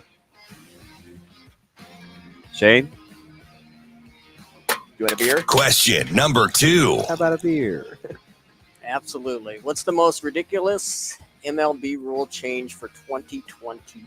There's a lot of them. I hate the shift change. Like that, I despise that. And, I despise the shift change because these are the best hitters in baseball. I know they're facing off against 90-plus mile-an-hour pitches most of the time and some of the nastiest curveballs that you'll ever see. But if you're a left-handed hitter and you can't poke the ball to the other side of the field, I have no sympathy for you. 0. Be better. Work on that. Hit it the other direction. Because somebody is playing into your strengths, you're going to now limit their chance just so that you can make somebody else feel better about themselves. Like, I'm big out on that. Andrew Jerome Rogers for hating shifts. I'm with you on the shifts. I don't like it either. I think you should be able to go the other way. I think the runner on second rule is. But I'm going to go with the bigger bases. They look ridiculous. Yeah, well, once they size them up and then people blow them up on Twitter too, who really knows how big these bases are? If it's just what is it, 1/4 of an inch, I think? Yeah. I like the bang bang plays. And I know it's like, hey, safety injury sliding in on stolen bases and stuff, but the bang bang things I kind of like in baseball. I'm kind of out on the bigger bases. Question number 3. Eric Bieniemy deserves to be a head coach. Okay, so when will a team stop overlooking him? Yeah, I'm not going to start out with that supposition, though. For deserves to be a head coach? Something's wrong. I'm over. Listen, full disclosure, I'm over the Eric Bieniemy thing. I am. There's one thing that the back and forth and who's calling plays and who's not. Listen, this man is interviewed 1,000 times. If he's good, then somebody's going to hire him. It's not a black thing anymore. Like, I'm over it. It's not because he's black that he's not getting a job. Something else we're missing. He either doesn't interview well. I don't know, but I'm not going to start with the supposition that Bieniemy should be a head coach. I don't know. It's hard for me to think that he doesn't have like the interview skills for it, because Andy Reid sides with this guy all the time. It doesn't like, work. hey, it doesn't work like that. He needs it. Like, he's But good so, enough. but, so why does Andy Reid tell us when he is or isn't calling plays though? I mean, if Andy Reid was such a good guy, like, vouch for him. I know you say, "Hey, go get a job," but don't say. But then in the same vein, don't let us know. Then let him call plays. Right. I don't hate your take. I think it's a very good take. I didn't even think about, hey, you must not be a good interviewer. Yeah, we're definitely missing, what are we missing? Something. I mean, time will tell, right? Yeah. But I also think his time will come. I do think at some point. Maybe the Commanders will say, "Come on down." Well, to be OC.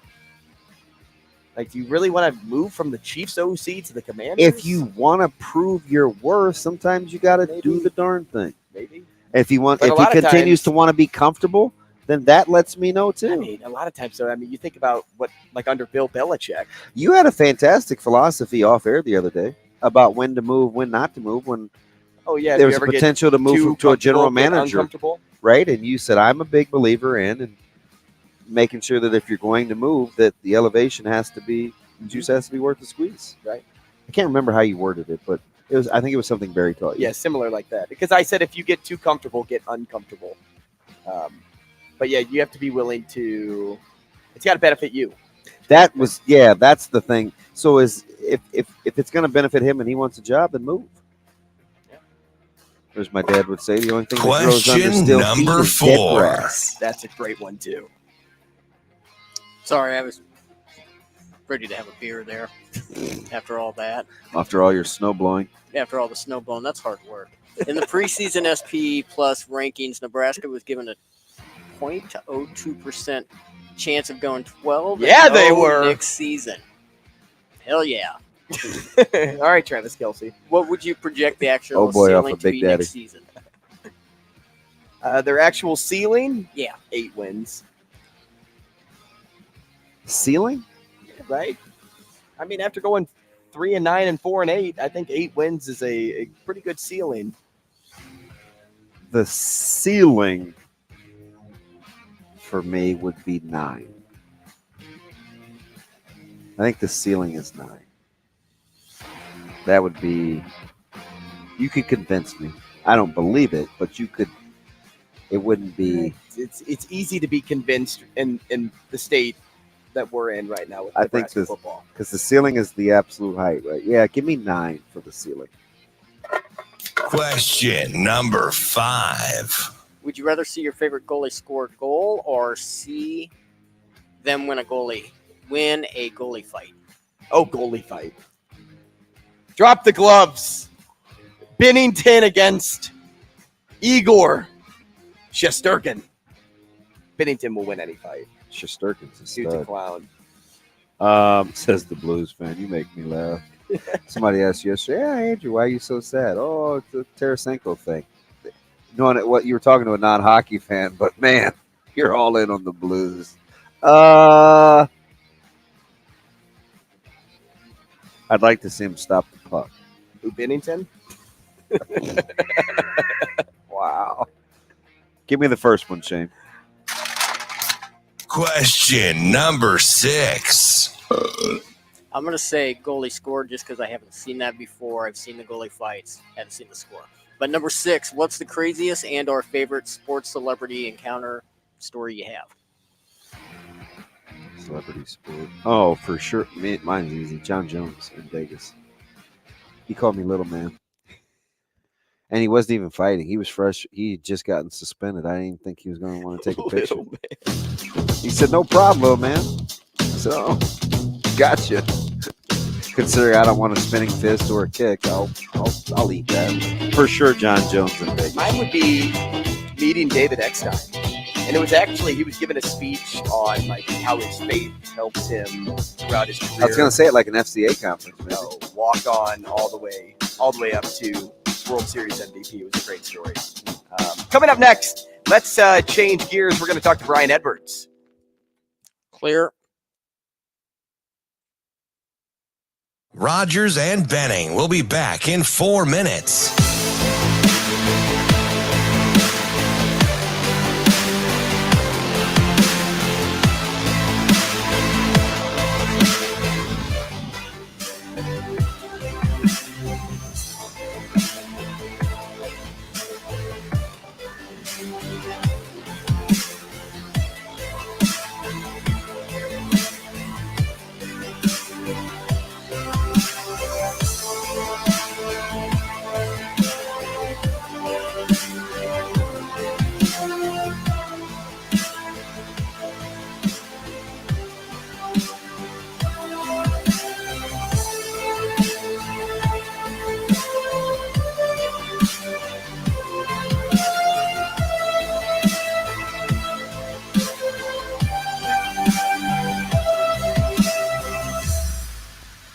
Rogers and Benning will be back in 3 minutes.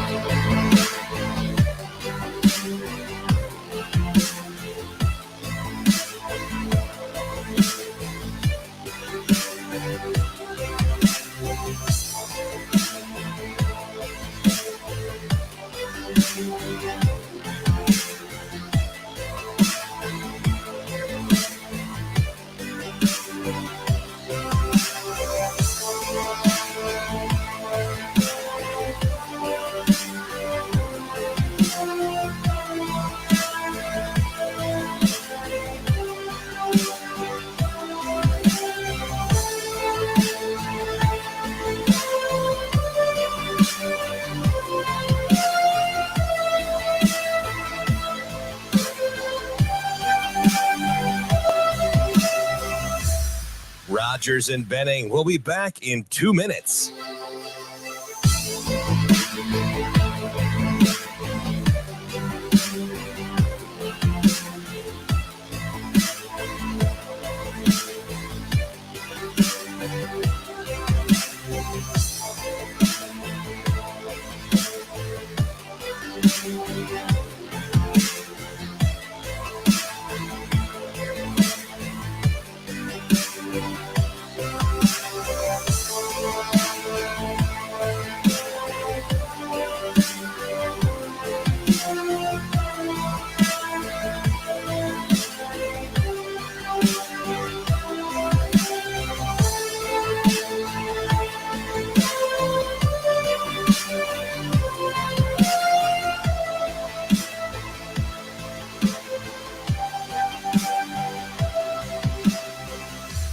Rogers and Benning will be back in 1 minute.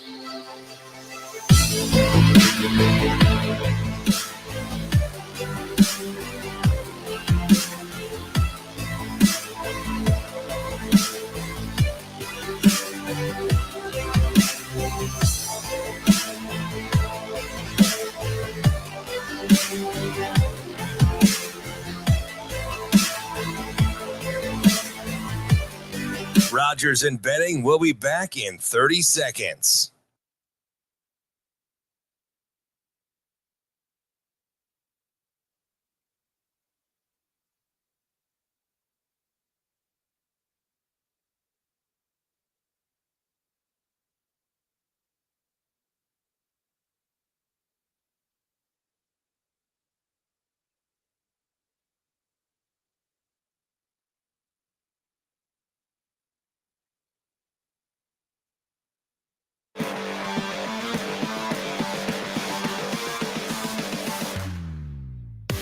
Coffee and Cream with Rogers and Benning on Hail Varsity Radio. Now, Vegas insider, senior handicapper, and fan of the cold Budweiser bottles, Brian Edwards. It's got to be touchdown, touchdown, touchdown. Brian Edwards. I don't really love it. Brian Edwards. Were they using the cream cheese to butter the bagel? Brian Edwards. I'm going with the cowgirl. Here is Brian Edwards. Hey, welcome back to the show. It is Coffee and Cream in the Morning on Hail Varsity Radio, powered by Currency, alongside Damon Benning, Andrew Rogers, and we are live from the H&H Chevrolet stage at Hail Varsity Club. Now it's time to welcome in our friend Brian Edwards, MajorWager.com and BrianEdwardsSports.com. It's at Vegas B. Edwards on Twitter. Brian, good morning. Good morning, gentlemen. What's happening? Hey, B, how are you this morning? I'm doing well. It looks like you're about to game. We got about to get on the game. We got about, I don't know, would you say 5 inches for sure? Oh, at least 5. Yeah, we got dumped on last night. Hey, Shane, go stand outside real fast. Morning, B, so I think you're in a better spot than we are. I had the air conditioning going last night, and I went out to the beach for about 45 minutes yesterday afternoon. It was like 72. And I asked Alexa what time it was at I'm sorry, what the weather was at about 7:30 last night. And she said it was like 66 degrees. Tough out here, you know, I'm driving home with my windows down. So joke's on you. Oh, man, we got a couple of Francises right out of the gate. St. Francis, and then St. Francis, New York, Brooklyn. Burger King. Burger King, right? BK. Well, if you're capping St. Francis, B, that means you're all in on your capping skills. What do we got? So St. Francis is in Merrimack's conference, and I don't remember if I had a Merrimack under with you guys a few weeks back, but Merrimack unders. You did. Okay, they went well. They're cold now. We got off them, but they cashed 17 in a row at one point, and 2 of them were against this St. Francis Brooklyn team. So the Merrimack unders went cold. And so I started, monitoring this St. Francis team, and their unders are on a 14-4 run to improve to 18-6 overall. And we actually had one. I don't know if we talked about it last week or not, but it was gonna go under easily. It was 123 point total, but it went to overtime at 56-56. So it was 112 in regulation. It went to overtime and got to 126. But I came back with it on Saturday again, and it went way under on Saturday. They had 113 combined on 126.5 point total. This one is 136 because the other St. Francis plays a little more high tempo, but I'm going to go under on it anyway. And for some reason, the St. Francis Brooklyn team, they play at 2:00 in the afternoon on Thursdays. I don't know if it's a snow thing. Let's play in the afternoon. I don't know why. I don't care, but it's a 2:00 tip, and I'm on the under. Hey, Mary, quite contrary. How does the snow blow? You talk one Mary to another, Loyola Marymount. Yes. And they are taking on the Zags today. That one at 10 p.m., at least where we're from. And, this is an LMU team that just took down St. Mary's. So seeing as they are +8, do you really believe that they can continue to turn heads again? Because they did beat Gonzaga already once this year. I do, and I know Gonzaga's got the revenge angle here, but I'm going to go out on a limb and say this is Loyola Marymount's best team since that magical Elite 8 run in 1990 with Bo Kimball, Gathers and Kimball, Jeff Fryer, and all that gang. This team's really good. They're 8-4-1 against the spread with 7 outright wins. Their last 13 as an underdog. They ended that Gonzaga, whatever it was, like 88 or something winning streak at home. They got a kid named Cam Shelton who in the last 8 games is averaging 26 points per game. He also averages for this whole season 5.6 rebounds, 4.4 points per game. LMU's 11-2 straight up, 10-2 against the spread at home. The Zags are 5-2 straight up on the road, but 1-6 against the spread. Again, I know they've got the revenge angle, but they're laying 8 here, and LMU has already beaten St. Mary's and Nevada at home, and they're only 2 home dog spots. St. Mary's and Nevada are going to be in the tournament. The Zags are obviously going to be in the tournament. I'm not against a little money line here tonight as well, but money management purposes, obviously, most of the money at +8 for LMU, maybe a little nibble on the money line if you wish. B, this line doesn't look right. Kind of stinks, actually, but it is what it is. Just 1.5. Right. As the Terps host the Boilermakers. Maybe it's about matchups. The line seems pretty poor. It screams take Purdue, but you know me. I'm like, bad line. I kind of like the Turtles. Do we fear the Turtle or do we boil her up? Let's boil her up. They played really good in West Lafayette. They could have won that game. They lost by 3, but easily covered. And kind of like Loyola Marymount, Maryland's just been automatic at home this year. 13-1 straight up. They're only lost to UCLA, and that was way back. If it might have been before Thanksgiving, but it might have been early December. Forgive me, I'm not looking at their page. But they're 10-4 against the spread at home. And Maryland's just been a moneymaker all year, 16-9 ATS, kind of like Gonzaga at Loyola Marymount. Purdue struggled on the road. They're 2-5-1 against the spread. I know they're in bounce back mode here after giving up that late lead at Northwestern, but the Turtles have been good to me at home. I've backed them probably 4 or 5 times at home, and I think I'm undefeated doing so. So I'll go Maryland as a home dog. As you look toward the future here, because we are so close to conference championship play, and then, of course, what everybody's looking forward to, March Madness. You like some teams to go the distance, and to jump on certain teams now. Let's start with Miami, because Miami's like one of those teams that, at least in my lifetime, has always been like they have high expectations and then they just don't ever get it done, whether it's football, whether it's basketball, whether it's baseball. It always seems like that with the Hurricanes, but you like them this year. Why? Yeah, well, they've got a veteran squad that went to the Elite Eight last year, and their future number right now is 50-1. So if they were to get that far again, if they were to get to the Elite Eight, we could start doing some hedging to make sure we make a profit. I mean, I'm not saying they're going to win the national title, but at 50-1, we can put ourselves in position to make some money off them. Maybe even if they just get to the Sweet 16. But right now, they have won 5 in a row. They go into Chapel Hill the other night, a game North Carolina really needed bad, and Miami goes in there and pretty much pillar to post. Yeah, pretty much. Yeah. I mean, it wasn't a blowout or anything, but they won by 8 and had the lead most of the game. Yeah, and they beat Duke by 22 last week. Clemson's been good at home. They went to Clemson 2 Saturdays ago and won, and I just think they're playing well, and they added Nigel Pack, a really good transfer from K-State. They still got Isaiah Wong, and they got a good chunk of that nucleus from last year. So, yeah, I think Miami's worth a shot at 50-1. I'm not talking about risking a lot of money by any means, but maybe throw a little bit out there. At one point, I thought this was the best team in the country, and I'm still a little nervous about their backcourt, but you don't have to talk long to sell me on UConn's potential. Some would argue they've underachieved given the roster.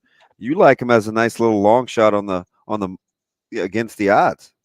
Yeah, so in November and December, Damon, I think we'll all agree they were the best team in the country in November, December. Then they went into a little 5-week funk, a bad one, and they didn't really snap out of it. And I mean, look, there was really no shame in losing, at Marquette and at Xavier, and all, they were losing to good teams, but they got it back together in that Marquette game last week, and Marquette was on fire, and they just blew Marquette out, like you said, pillar to post.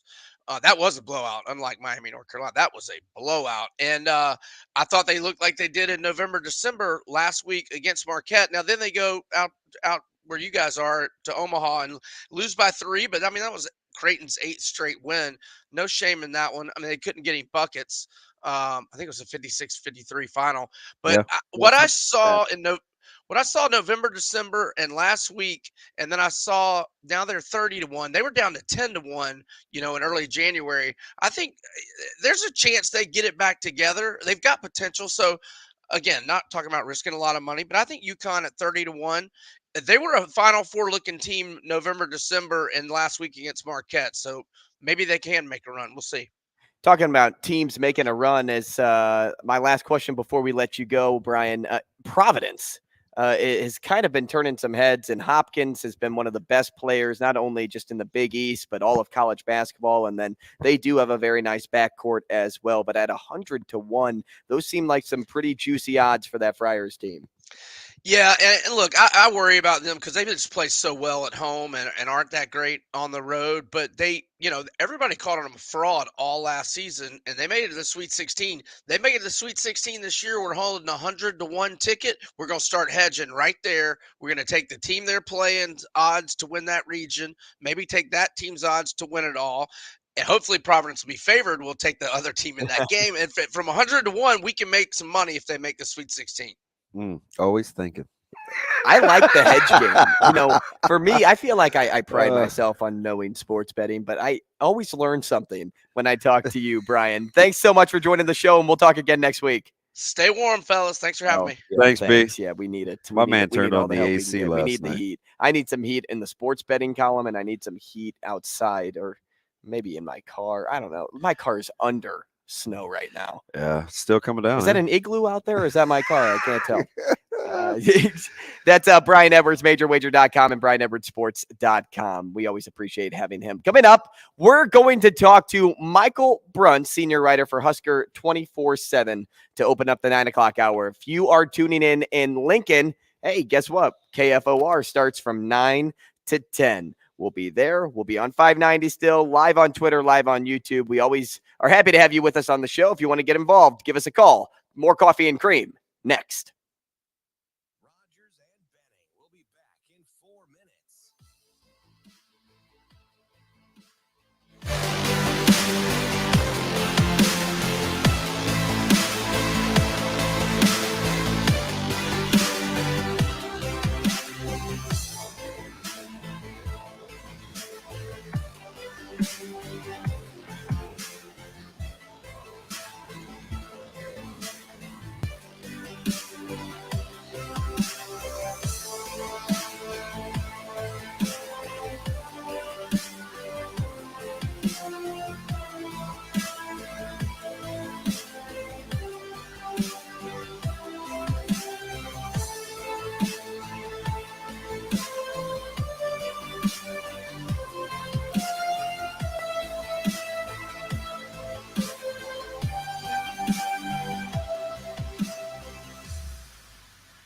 Rogers and Benning will be back in 3 minutes.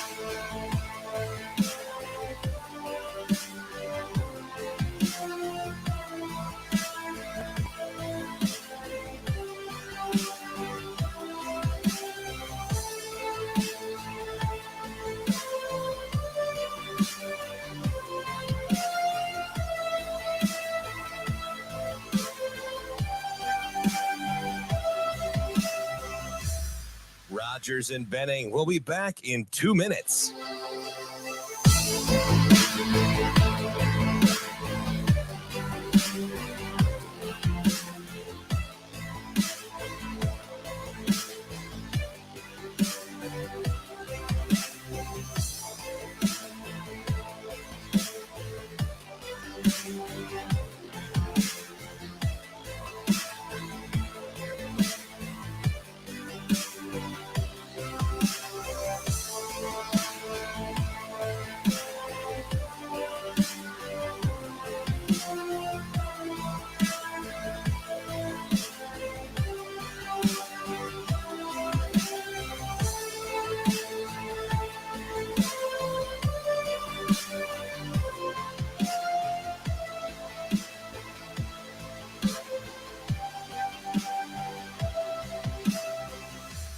Rogers and Benning will be back in 1 minute.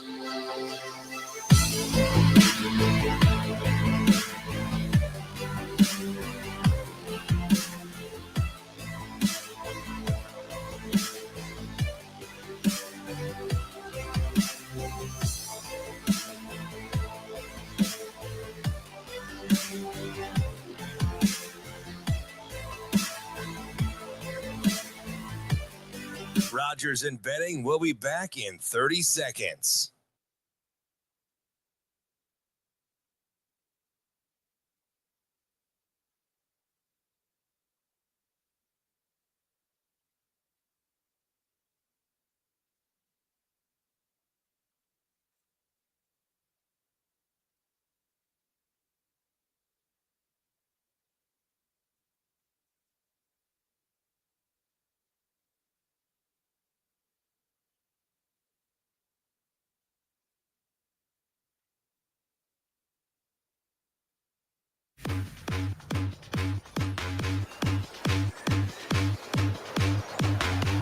Coffee and Cream on Hail Varsity Radio with Andrew Rogers and Damon Benning. 9 o'clock hour here on Coffee and Cream in the morning on Hail Varsity Radio, powered by Currency. Damon Benning, Andrew Rogers. And we are live from the H&H Chevrolet stage at Hail Varsity Club. The snow did not scare us away this morning. Happy to have you with us if you're joining us in Lincoln. From the 9 to 10 o'clock hour. We appreciate you joining the show. And also for those of you that have been with us from start to finish here in Omaha and beyond, whether it's been on Twitter, on YouTube, streaming, we appreciate having you here. It's a Toy Story reference in Infinity, to Infinity and Beyond. Yeah. Nice work. Buzz Lightyear over to my left. Do you have Andy written on the bottom of your nope, shoe? Nope.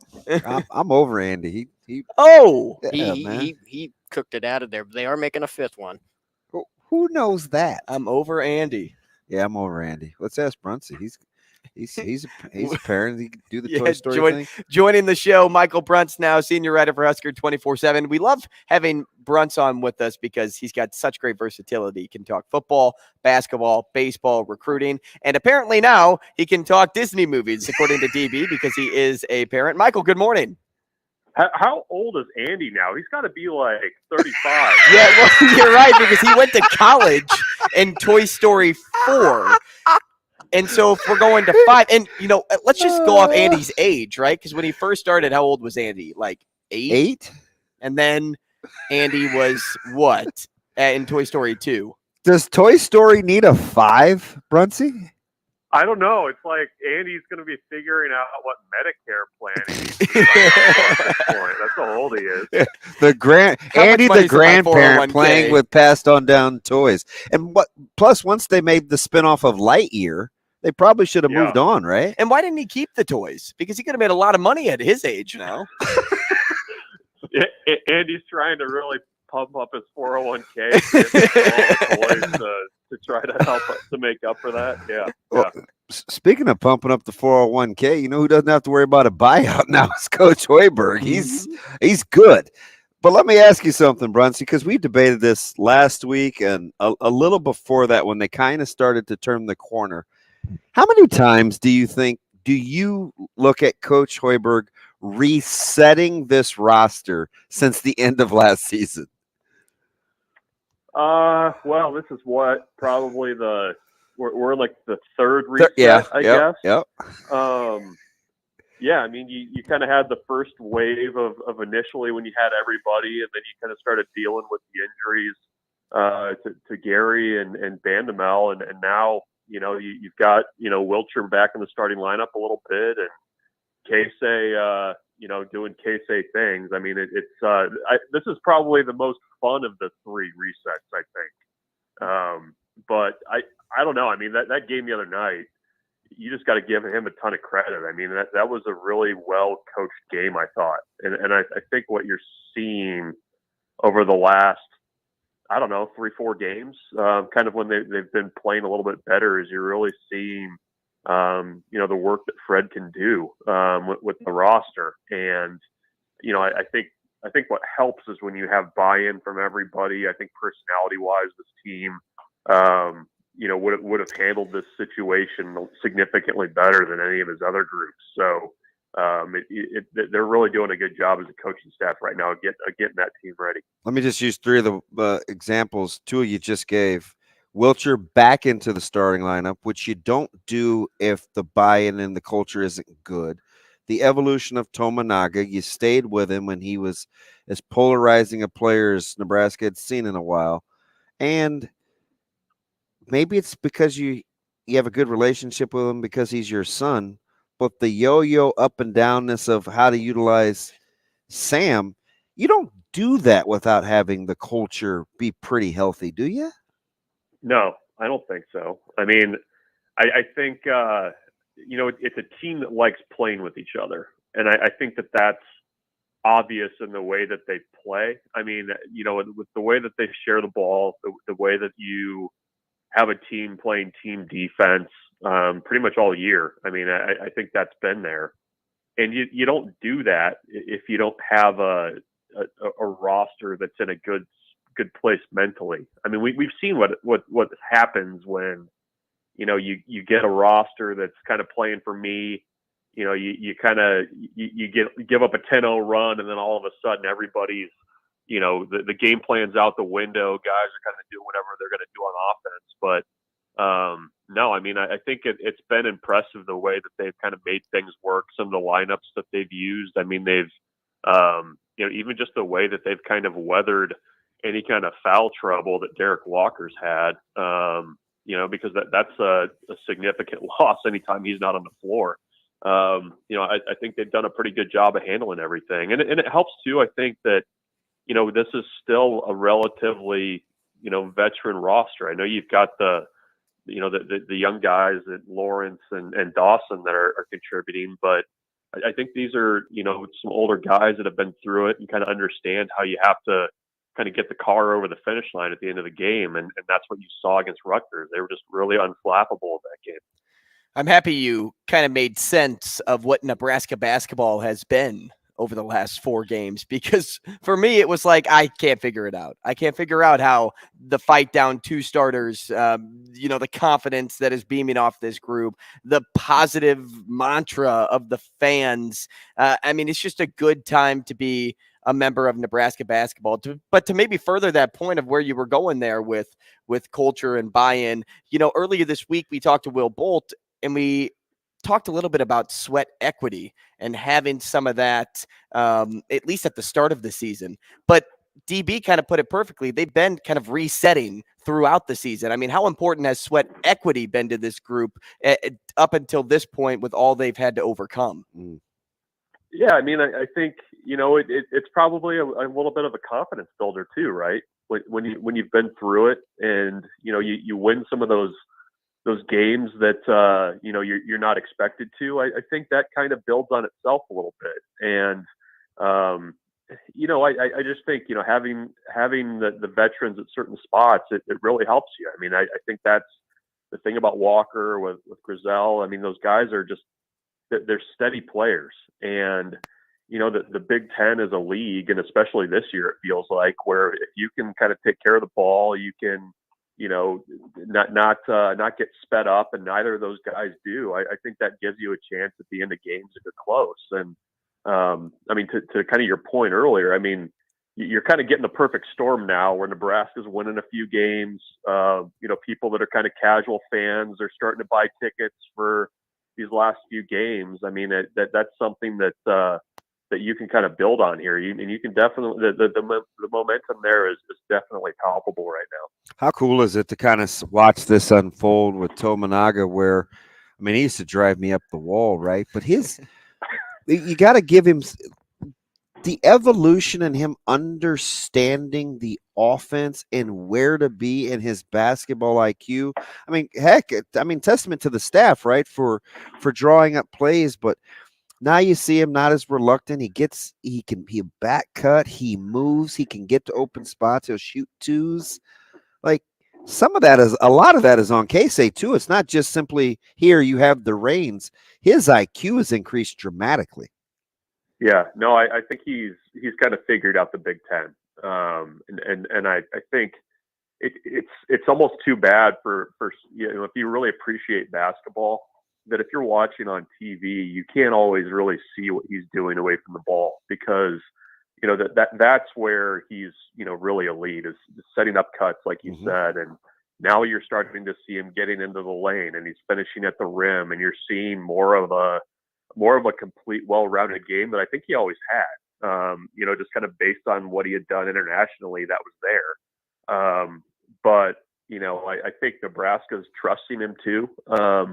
And I think it's funny. You go back to the summer, and he's over in Japan, and some people are kind of wondering, like, okay, well, would this team be better off if maybe he just signed a pro contract and stayed over there? But I think you do have to give some credit to the coaching staff for continuing to go to him, kind of trusting him through the long misses, the shots that you kind of go, oh, no, and then it goes in, and you're like, okay, that's great shot. But his rise, it has been really fun, and I think it's kind of added to the just people being liking watching this team.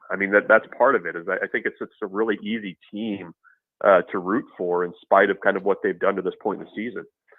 We're talking to Michael Bruntz. Excuse me, Michael. He is the senior writer for Husker 24/7. And, early on in the show, we were talking a little bit about Matt Rhule and his method to the madness of what he's been at least able to do up to this point as winter workouts are taking place. And one thing that I really took away from it all is, like, as he watches from his window, he looks at those participating, he sees the response to commands in the weight room. He then sees how they endure adversity with one another. And then he also ended it with how if somebody made a mistake, they would start over as a team. And when I broke it down earlier on in the show, I broke it down to prep, participants, response, endure, proceed. It always seems like Matt Rhule is 10 steps ahead of us when we feel like we match up with him. If we played chess with Matt Rhule, he would checkmate us every single time.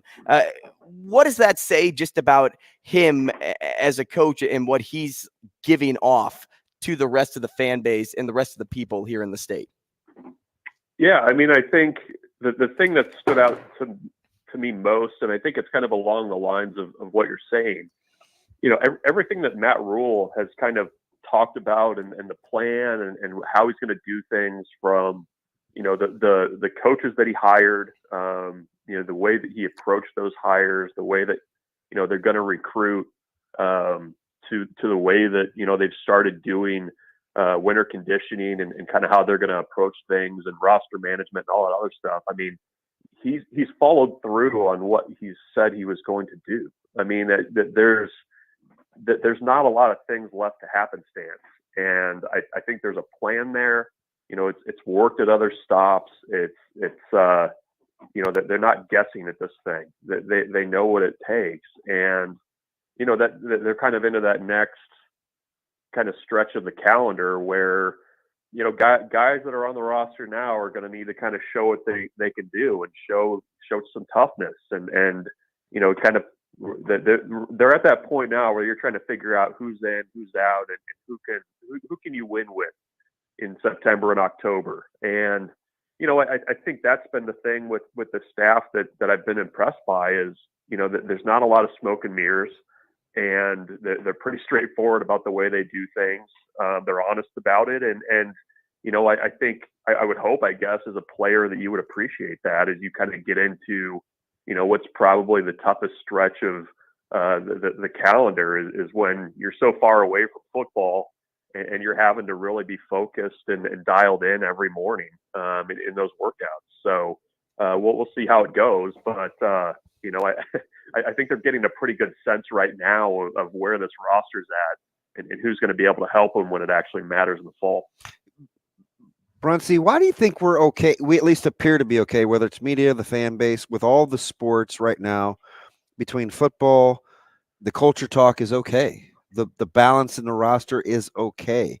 We're okay with basketball where we can talk about the cultural resets and especially in particular with baseball where we say, gosh, I don't know if Coach Bolt really loved coaching that team last year in terms of their chemistry and how a concerted effort he's made this year and the versatility they have. Why do you think we seem to be so trusting right now of the mixing of the ingredients at this stage in the respective sports as a fan base? I don't know. I mean, do you get that sense, or I don't want to put words in your mouth? Yeah, I mean, I think to a degree there's some comfort with the conversation, and when you kind of go through the sports and you kind of look at what happened with basketball in years past, and you kind of compare it to the way that this team this year is. I mean, you can see the difference, and so it's not just off-season talk about what matters and how you build a team and all that other stuff.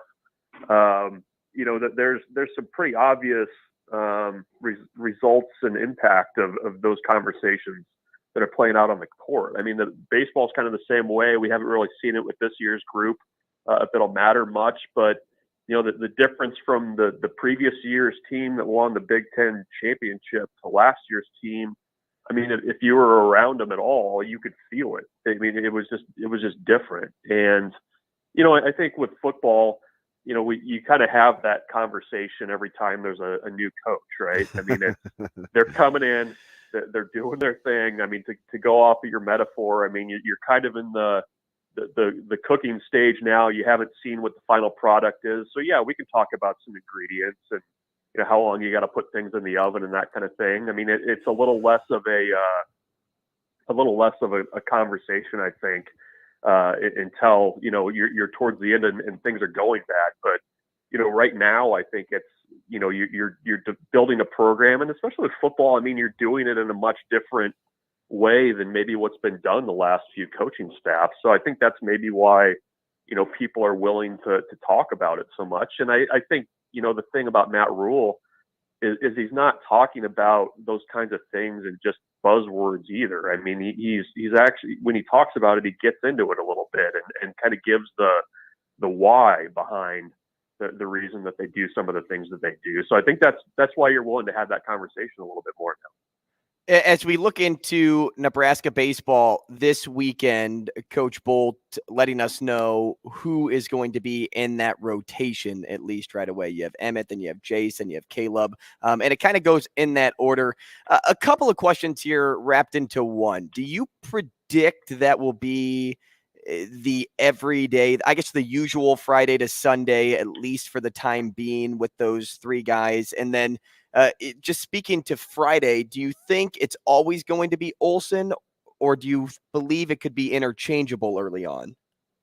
Yeah, it's I don't know that I would ever bet much money on weekend rotations holding all the way through a season, but I know with Olsen and Kaminska, the staff really does view them as kind of interchangeable options. I think they like what Olsen's done as that Friday night guy and the weekend starter from the way he kind of finished last year. So he's the guy that gets the ball right away. But I know they view Kaminska as kind of a guy that could be a Friday night guy if they need him to. I think they kind of like having a lefty on Friday nights just to kind of mess with opponents' lineups and controlling the running game and that kind of thing. But the thing about this roster this year is they have more options. I mean, you go down the list of who they've got on their roster. I mean, they've got, I want to say 6 or 7 guys that have been weekend starters at either Nebraska or other Division I programs in their careers, so they can kind of mix and match if they need to. But for a guy like Emmett Olsen, I mean, he's lefty, big, powerful lefty. Ever since he's been on campus, the velocity's been ticking up. He's got some good secondary pitches, so they like kind of what he can do mentality-wise and setting the tone for the weekend. So we'll see if that holds. But I do think that trio is probably what you'll see at least through the first couple weekends. I know with Caleb Clark, he's a true freshman, but from everything they've said, he's mature beyond his years.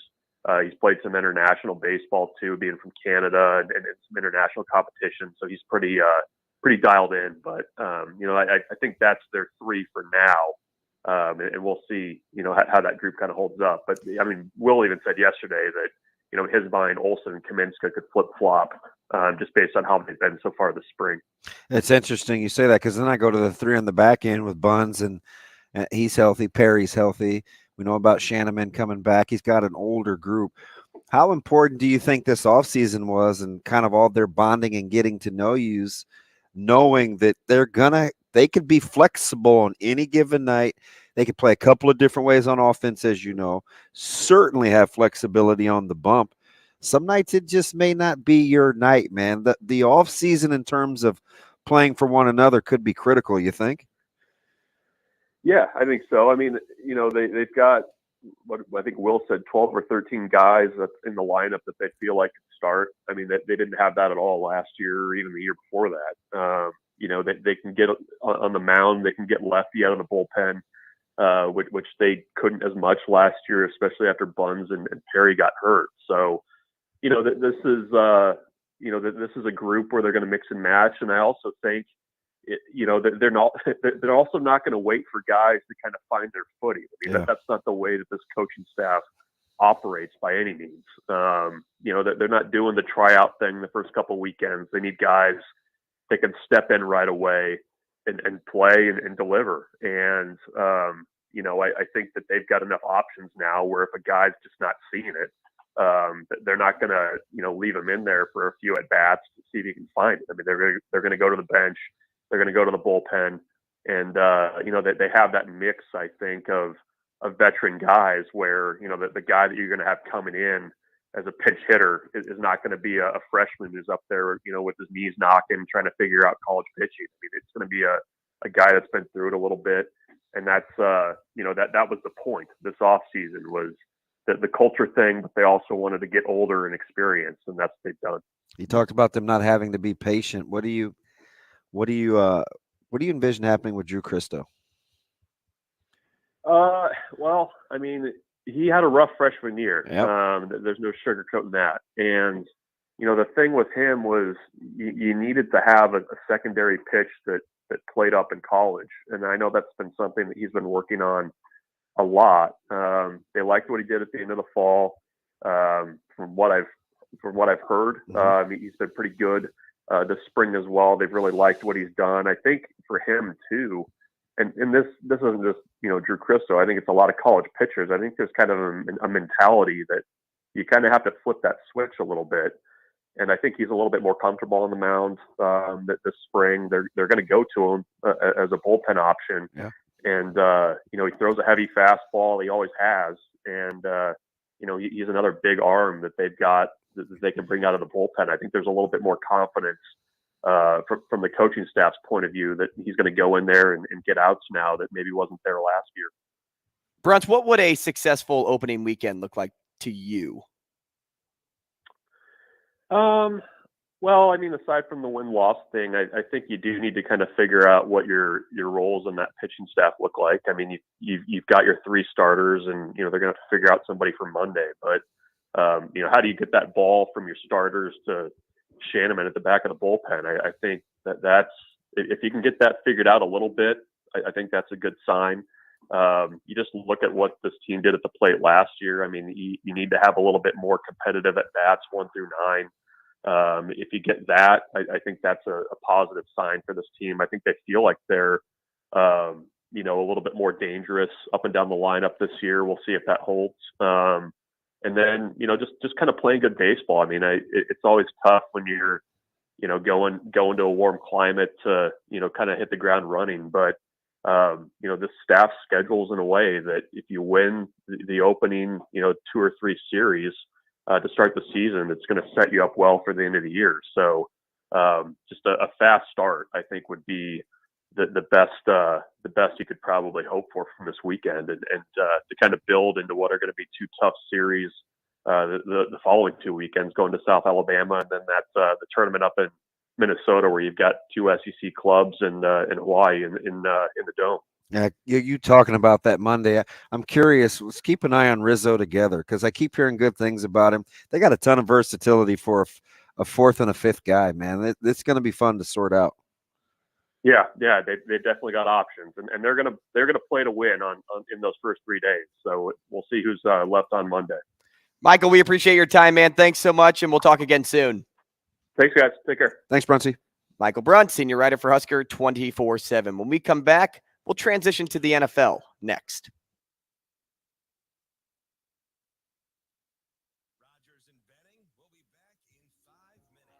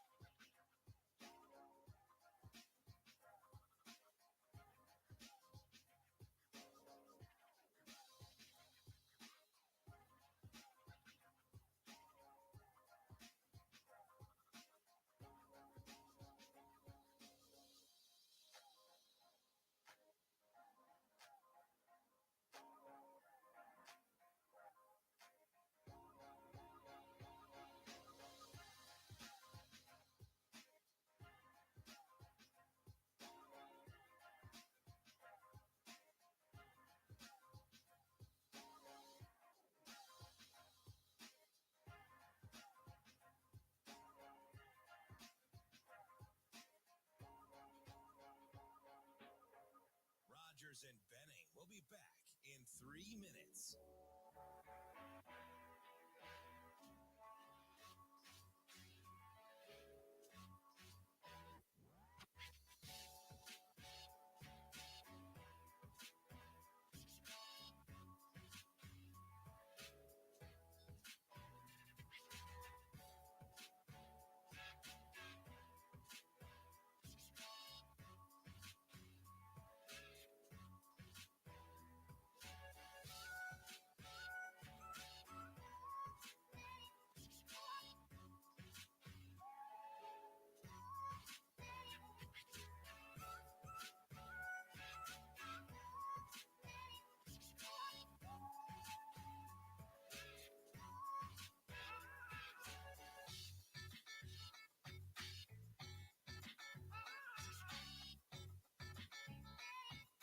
Rogers and Benning will be back in 2 minutes.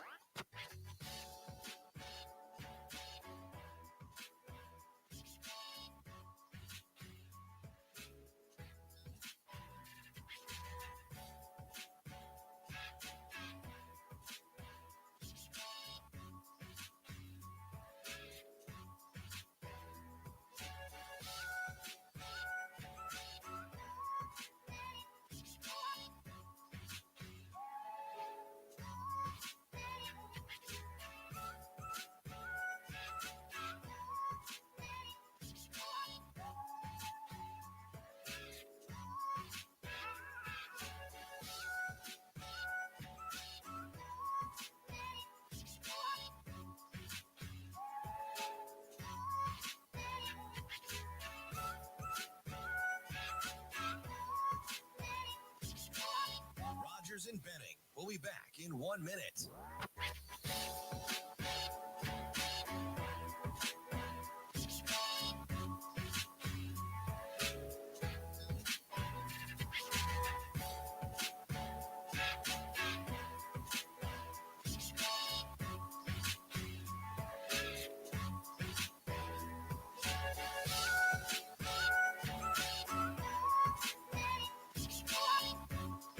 Rogers and Benning will be back in 30 seconds.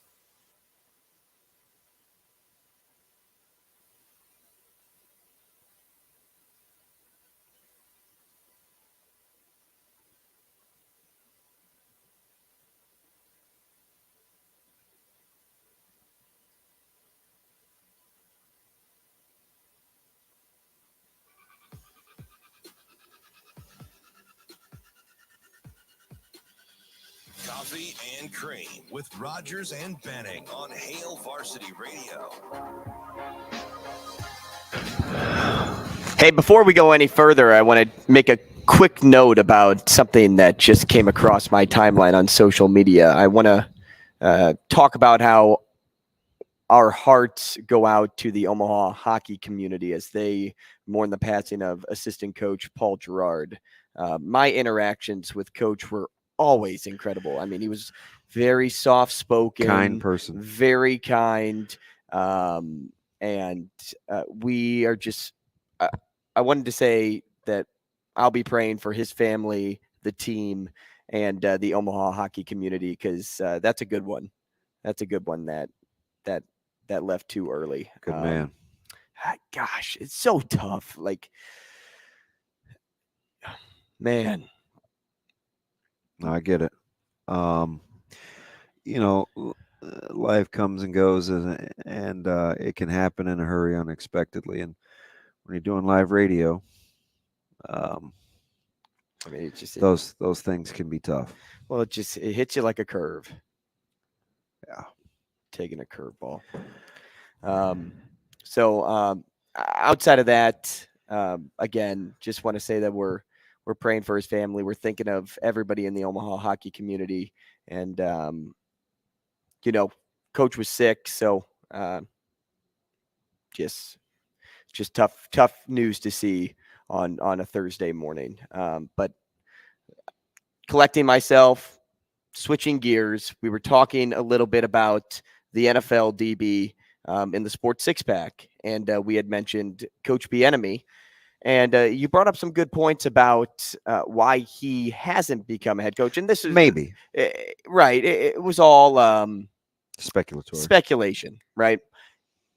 It was after Shane Steichen went to the Colts. He was the OC over in Philly. The DC, Jonathan Gannon, goes to the Cardinals. Nick Sirianni has a Nick Saban problem now, which I would think is a good problem to have. I mean, it showed that your team must have been pretty good for your guys to bounce like that. Speaking of which, how about Saban just hiring Wisenhunt? Yeah. Another thing. I mean, we could talk not even just NFL movement and coaches. Geez. We can talk about that in college too. How about the promotion of Bobo the Clown down in Georgia? I like calling Bobo. It's not really an actual clown. They didn't hire the clown. His last name is Bobo. Yeah. But yeah, it's crazy to see all of these new coaching hires. And what's really weird and kind of humorous is the Colts hiring Jeff Saturday halfway through the year as an interim guy out of nowhere, almost as if he was a media stunt. And then they go out and actually get a coach. That's weird to me that Jeff Saturday was even, somebody that they put in that role. Like, why not promote an OC to be an interim? Why not promote like the associate head coach to be interim or whatever it is? Jeff Saturday out of all places, and then you go out and get Shane Steichen. That's a good hire. What are the Colts doing? That's a good hire. That is, yeah, not Jeff Saturday. Oh, they needed a placeholder. That's why you promote somebody internally that knows the team. But here's the thing, though. What if there weren't folks that really were going to embrace that role that could continue to either call plays or have their function and be a head coach? The simple duality of doing multiple jobs because you did one is not. Are you telling me Bill O'Brien didn't do a good job in Houston? I'm just saying that sometimes multitasking with multiple roles isn't a thing. A lot of times we've seen a lot of good quality lifelong coaches give up play calling on either the offensive or defensive side of the ball because it was simply too much.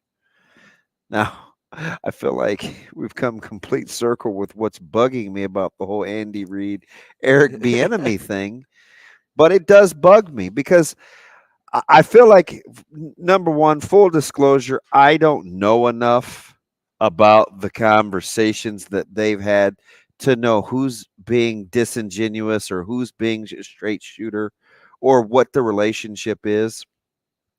But they appear to be very productive working together. That I know for sure.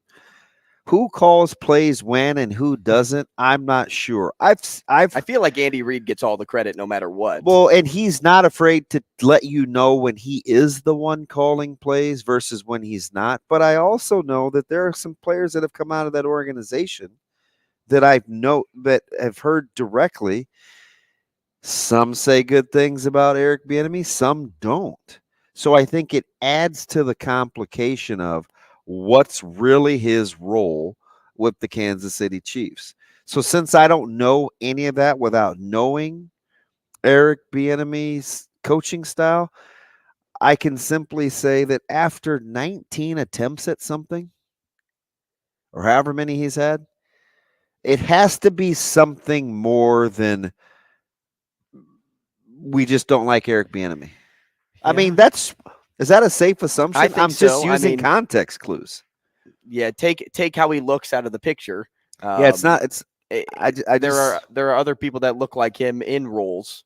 It can't be a race thing.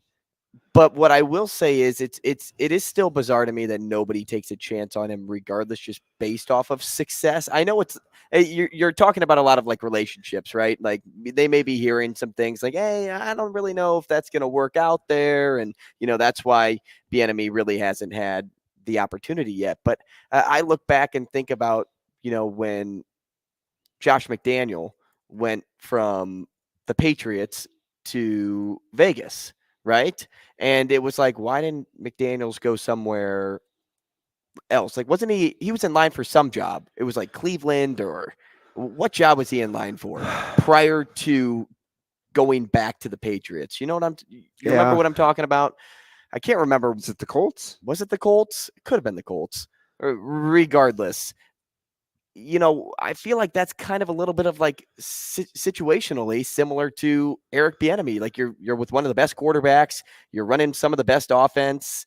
At some point, you have to get your shot. At some point, take a chance and see if it works. Maybe the whole Nathaniel Hackett thing has discouraged some folks this time around. That wouldn't shock me. And it's not the first time that an OC that's been connected to a quarterback, as Peyton Manning, I mean, that's been connected to a quarterback doesn't always get the credit. Now, it worked on Frank Reich's behalf, having been the quarterback's coach in Philadelphia before he got the job in Indy, right? I think, but there's a disconnect. I just think that there's something that I'm missing, or that we're missing, when it comes to the whole NFL interviewing thing with Bieniemy, because he's had a lot of cracks at it. Next to that, how about what Andy Reid's word means? If Andy Reid says, "Well, I hope Coach Bieniemy gets a job somewhere," he said, I was just going to say, he said that right after the Super Bowl, but he's said that before multiple times. That's why I don't know what a few seasons. I don't know exactly what. So then why keep him if something's like because really wrong? Because I do think there's mutual benefit. I do. Like, I think Bieniemy and Reid have proven that they're pretty good together, whatever the capacity. Yeah. Right. I can understand that. If you're, or maybe Reid's just that good, it doesn't matter who's with him. Yeah, you want to pair yourself up with somebody though that you get along with. We've had interviews, and I've worked with people that I think are vastly different with me than they are in other places, and probably vice versa. I'm probably vastly different than I was with them. So sometimes, there's a couple of people that come to mind in terms of that we've done interviews with that aren't always like that in other interviews. And sometimes it's just the working camaraderie or the history that you have with that person that allows you to interact a certain way. And maybe it's like that with Bieniemy and Reid. I'm not sure. Something's got to come out though here soon about that. I mean, what are they going to say? But with what everybody's talking about, like somebody's going to say. Who just something. had the meltdown yesterday? Was it Speak for You? It was Herm Edwards, Mad Dog, and Stephen A. Just went round and round about the Andy, and I just scrolled through it on my timeline. I couldn't really hear it because I didn't want to. I was driving, number one. You didn't want to hear I didn't want to pump it through you. And I think the caption was something Stephen A. So you're probably right, but I think mainly I didn't want to pump it through the Bluetooth while I was driving. I don't know. It's a weird situation. I'm still on. I'm just not going to overthink it. Right. I'm still on the side of it. It's going to come. Like, at some point, it's going to come. With the success that he's having, people in the league want success, and Eric Bieniemy was able to have success. Yes, Andy Reid gets most of the credit, if not all of the credit most of the time, and Patrick Mahomes gets it as a player. But you can't overlook Eric Bieniemy and put somebody else, an OC from another playoff team, in that mix. Hey, coming up, we're going to talk to Cody Mainquist. Rogers and Benning will be back in 4 minutes.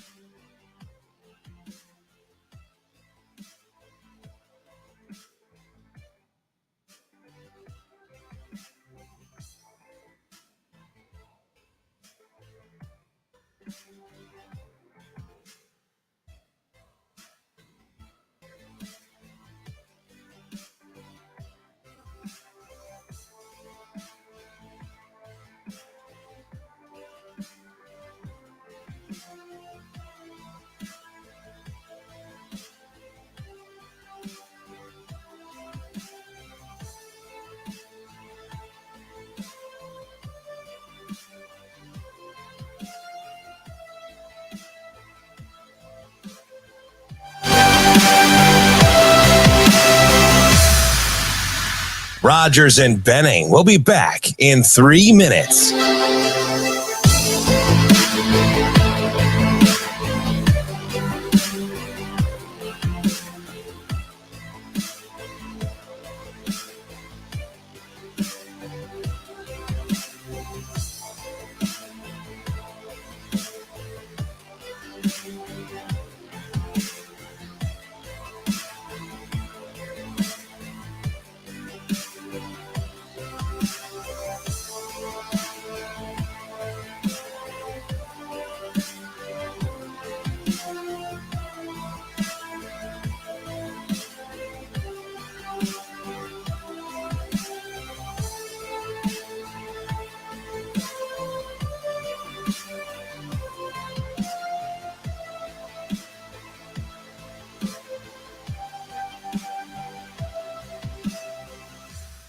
Rogers and Benning will be back in 2 minutes.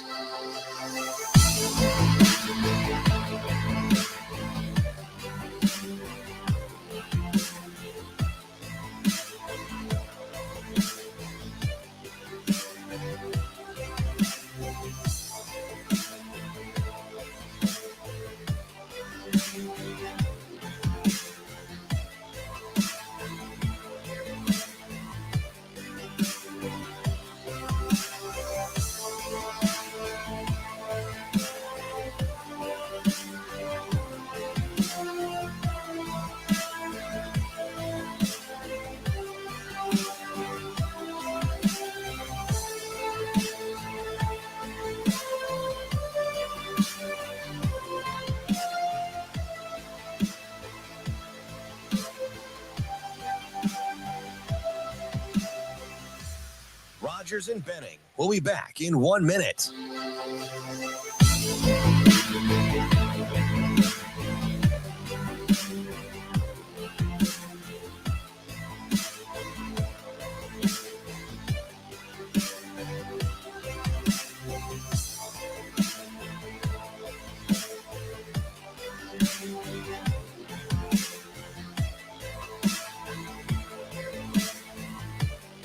Rogers and Benning will be back in 30 seconds.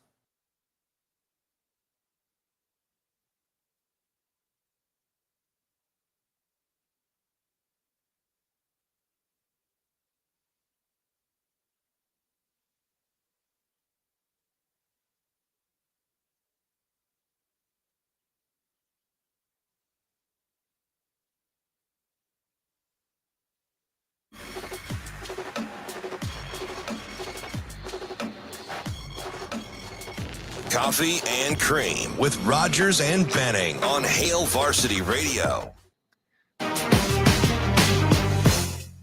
Hey, you may be able to weigh in on opinion throughout the show, whether it's on Twitter, on questions, on maybe our poll question, if you would like to sports bet on Husker games in Nebraska.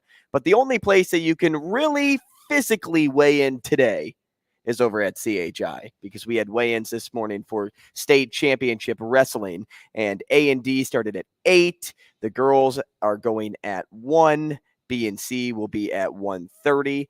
But the big thing here, DB, is weather. Yeah. Like, I mean, that must have been something else for these guys and girls to get over to CHI. Yeah, today. traveling, I think yesterday, for the most part, unless you were coming from the south, it was probably even like leaving manageable. your hotel today. Oh, I know. I know. And I think it was going to be one of the – so the interesting thing will be what happens during the intermissions and the crossovers of the classes. Because we kind of wondered if that was going to stay when they started doing the alternate classes during the pandemic.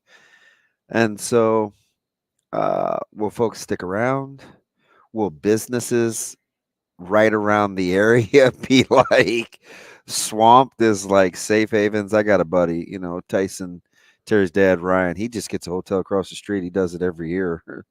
And, he just walks back and forth, 100 yards. So I don't know if everybody's capable of doing that, but there's a lot going on. At this time, let's welcome in our next guest. It's Cody Mainquist, NEWrestle It's Cody. He calls the show every now and then, and now he's here as a guest on the biggest weekend in high school wrestling, and it's here in Omaha again over at the CHI. Cody, is that where you are currently? Yes, I am currently down. I had to go into a tunnel because I'm down on the floor right now, so I can talk to you guys. What do you mean? It's loud in there? And how do you? So, do you like the reception there? I'm sure you can get on the press Wi-Fi, but sometimes it still can be hit and miss. I get on their Wi-Fi. It's a lot easier. Hey, Damon, I had to spend the morning going to pick up your boy Sauter because of the snow. Did you went and picked up Mike Sauter? Yeah, and I got him down here. Did you give him a booster seat getting him too? home tonight might be different. Oh, he'll never hear the end of it. Oh, yeah. He rode in Stetson's booster seat. Oh, good. All right. Now on Friday, which is tomorrow, we'll talk to Sauter about how he carpooled. How cool was the Mike Chuck last night? You know, the live event, and then getting a chance to. There was a great turnout. It was a lot of fun. There was kind of got a little going a little fast, pace, but it was definitely enjoyable. It got. I got outnumbered with me being a Gretna guy and all them West Side guys. Jernigan made sure to show me off the new rings you guys got yesterday. You know what's great about him, though? Because he's fantastic. He thanked me on multiple occasions for connecting you two. Like, that's how much he thinks of you. Oh, I love that guy. Talked to him this morning already. He's got a different facial hairdo about every time I see him. Yeah, how do you like that mustache that he's rocking without the beard? He shaved it off. He had that at state duels, but he shaved it off this week. It's a state thing. He changes it up, man. So Andrew was asking me earlier, is it the Kale and Joel show, or what else are you looking for? One wrestler that if people don't know about him already, they will. Cade Ziola, Omaha Scud. Yeah, I follow his dad on social media. He's good friends with Terry, and I see a lot of what he does, and he's got good national experience too, man. So it should serve him well. He's up to like number 11 in the country right now as a sophomore. What about team titles? I know it's Millard South or bust in NA. Can we see any sort of upsets in B? I think it's Scott and Bennington in a run to the finish, but I'm not going to count out Blair, Hastings. Cozad's got a really solid team this year. Waverly, they're always competitive. They'll be up there. I'm excited for the Class D team race between Aquinas and Elkhorn Valley. Cody, what brackets draw your attention right away? Class B, 145 and 152. Anyone could win that. And then Class A, 113 and 120. Well, Cody, let me ask you something. Let me ask you something, because we've been debating this since, going all the way back to Metros and talking to some of the coaches. And we talked to Higdon, Ron, Monday or Tuesday. Are you seeing girls wrestling officiated a little tighter now that the athleticism and the wrestling prowess is kind of growing as well? Or can you still tell a distinct difference? Anything comes with experience, and technically it's the fourth year with NSWCA, but second year with NSAA, and competition's getting better. These girls are starting a lot earlier. And Tony Vanderpool's doing a lot at Nebraska Wrestling Academy, getting a lot of girls out. Georgie Ivanov, same thing, out at Best Wrestler. So they're starting younger. They're getting better. And the refs, I think, there's not as much leniency, if that makes sense. Hey, keep it with girls wrestling here, because when we did talk to Ron, we kind of went back and forth a little bit about, when girls wrestling became sanctioned, right? It was girls were practicing on guys, and a lot of people didn't like the fact that they were competing without girls against girls. But what I learned from stories that I produced over my time in Sioux City, that a lot of the girls that were wrestling liked the competition aspect of going head to head with a guy, because it impacted their so-called toughness and courage to kind of move forward, because it's not easy. We'll be frank. It's not easy to be a high school girl in the early goings and saying that you're on the wrestling team. Yeah. What do you think that helped instill in them? Well, I think the number one thing, and I mean, we talked so much today about mental health and what it does for their self-confidence, and you know what it does for them helps build character, helps just build a belief in themselves, and I think that's the big thing with wrestling all around. But another thing is you see some of these girls that they don't fit in a certain club, or they're too short for basketball, or they're too short for volleyball, but wrestling's a niche community where they can get in, they can build confidence in themselves, they can make a name for themselves, they can get a scholarship. There's so many opportunities from it.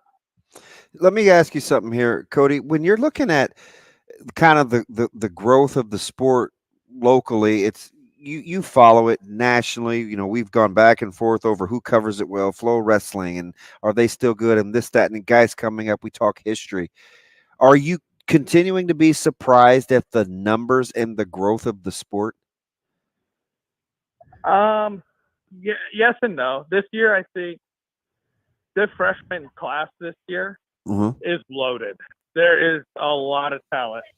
But I also think that having the girls is helping build the boys as well, if that makes sense. Yeah. You know, it's getting the recognition, it's getting the numbers up.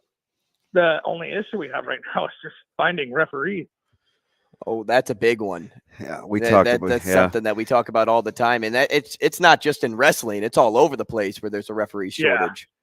I know what out, Damon, you might know more about this, but like out in central western Nebraska, they're having referees go do a 3:00 football game and then go do a 7:00 football game 10 miles away. Yeah, and we've seen it even in the metro with hoops. We've seen officiating crews double dip, do girls and boys, and so I get that there's a shortage. Let me get you out of here on this, Cody.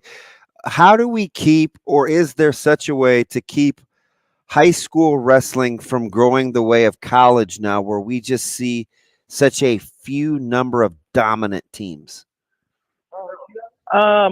Is it coaching? Well, there's a lot of I don't know how to approach this question with all the open school districts. Kids are going to go where the other, good wrestlers are, where they're going to go to a Millard South. They got great coaching with Nate Olson, Jay Manili, and they're going to go to programs like Omaha Scott with Coach Metter. They're going to follow their coaches, and they're going to follow, honestly, the kids that they're coming up with in club. They're going to start making these super teams, and that's something we need to get ahead of. Cody, we appreciate your time, man. I know you have a very busy day ahead of you, so I wish you all the best. Guys coming down I was going to say, well, hopefully see you later. It depends on the weather, but it'll be after 3. Yeah, you should come down, because then one of you guys can give Sauter a ride home. Well, in that case, I think I'm busy. Appreciate it, Cody. Yeah, thank you, guys. Hey, he makes a good point, and when you actually, your question kind of led me to think of this when you're like, oh, the powerhouses, like, from college to high school. Just talk about like the growth of the sport here, right? And, you talk Nebraska and the rest of the Big Ten schools, and when choosing to wrestle, like a high school kid is choosing to wrestle over participating in, say, a more high profile sport. Like in many cases, those are labeled as the football, the basketballs, the baseballs of the world. But no, they go to wrestling, which kind of falls second tier. People may not like say that here in the state of Nebraska because of how strong the programs are and how strong it is collegiately. But I'll tell you what, the success at the collegiate level really fuels the response at the high school level. Yeah, and it's just watching these. And I get some of the duels are really, really competitive at the collegiate level, but it is so top heavy come nationals. And listen, we've seen it in a lot of sports. So I'm not like, right. I mean, a lot of people want to come play football at Omaha West Side. So I get it. It just seems like is there a way to, because what we've seen happen in high school is now with the coaching starting to spread out a little and 7-on-7 and people that are familiar with kids younger, you'll see kids kind of gravitate to some other schools now because they want to follow where some other kids are going and the coaches. So that's getting more spread out. Can that happen in wrestling too? It'll be interesting. It will be interesting. Hey, thanks for joining us today. We have to close out now, but join Chris Schmidt and Elijah Herbal later on this afternoon on Hail Varsity Radio. For now, We'll just see you tomorrow on Coffee and Cream.